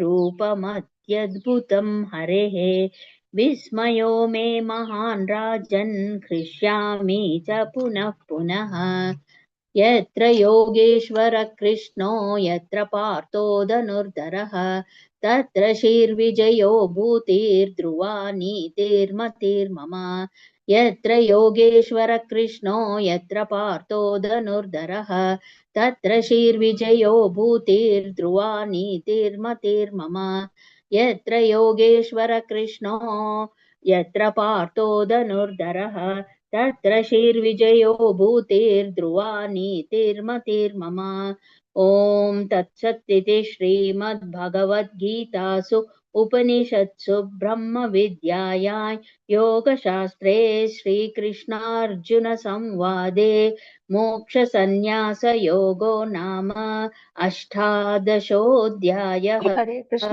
हरे कृष्ण हरे कृष्ण कृष्ण कृष्ण हरे हरे हरे हरे राम राम राम राम राम हरे हरे राम राम हरे राम हरे हरे हरे राम हरे हरे राम राम राम हरे हरे हरे हरे हरे राम राम राम हरे हरे Hare Krishna, हरे Hare हरे Rama, राम Rama हरे Rama, Ram Hare Ram Krishna, हरे Hare Krishna, हरे Krishna राम हरे Hare Ram Hare. Krishna devotees, thank you all so much for this wonderful participation. Expecting the same cooperation in the next Ekadashi also. And I put some messages in the chat box. You must have already received in the group also for this building construction. So you can contribute on this auspicious day, whatever you can. Hare Krishna. So Mataji's co-host, can we go for 3 rounds of Mahamantra? Yes, Mataji. Yeah, I'll just unmute everyone. Yes, everyone. Hare Krishna. Hare Krishna, Hare Hare Krishna, Krishna, Krishna हरे Krishna, Krishna Hare Hare, Krishna Hare Krishna Rama, हरे Hare हरे Rama, हरे Rama Ram Rama, Ram Hare Ram Hare, Ram Hare Krishna Hare Krishna, Krishna, Hare Krishna Krishna हरे Krishna, Krishna Hare Krishna Krishna Hare Hare Hare Hare Ram हरे राम हरे राम कृष्ण हरे हरे राम राम राम कृष्ण राम हरे हरे राम हरे राम राम हरे हरे हरे कृष्ण हरे राम हरे हरे राम हरे राम राम Hare हरे Rama, हरे Hare हरे Rama, Krishna Rama Krishna Rama, हरे Hare राम कृष्ण हरे Hare. राम राम राम हरे हरे राम हरे राम राम हरे हरे Hare हरे Krishna, कृष्ण हरे कृष्ण हरे Ram Rama Hare Rama, Rama हरे Rama, राम Hare राम हरे Hare Ram Krishna. Much once again. So thank you, co-host Mataji's Hare Krishna. So we'll wind up Mataji in today's session. Yes, Mataji.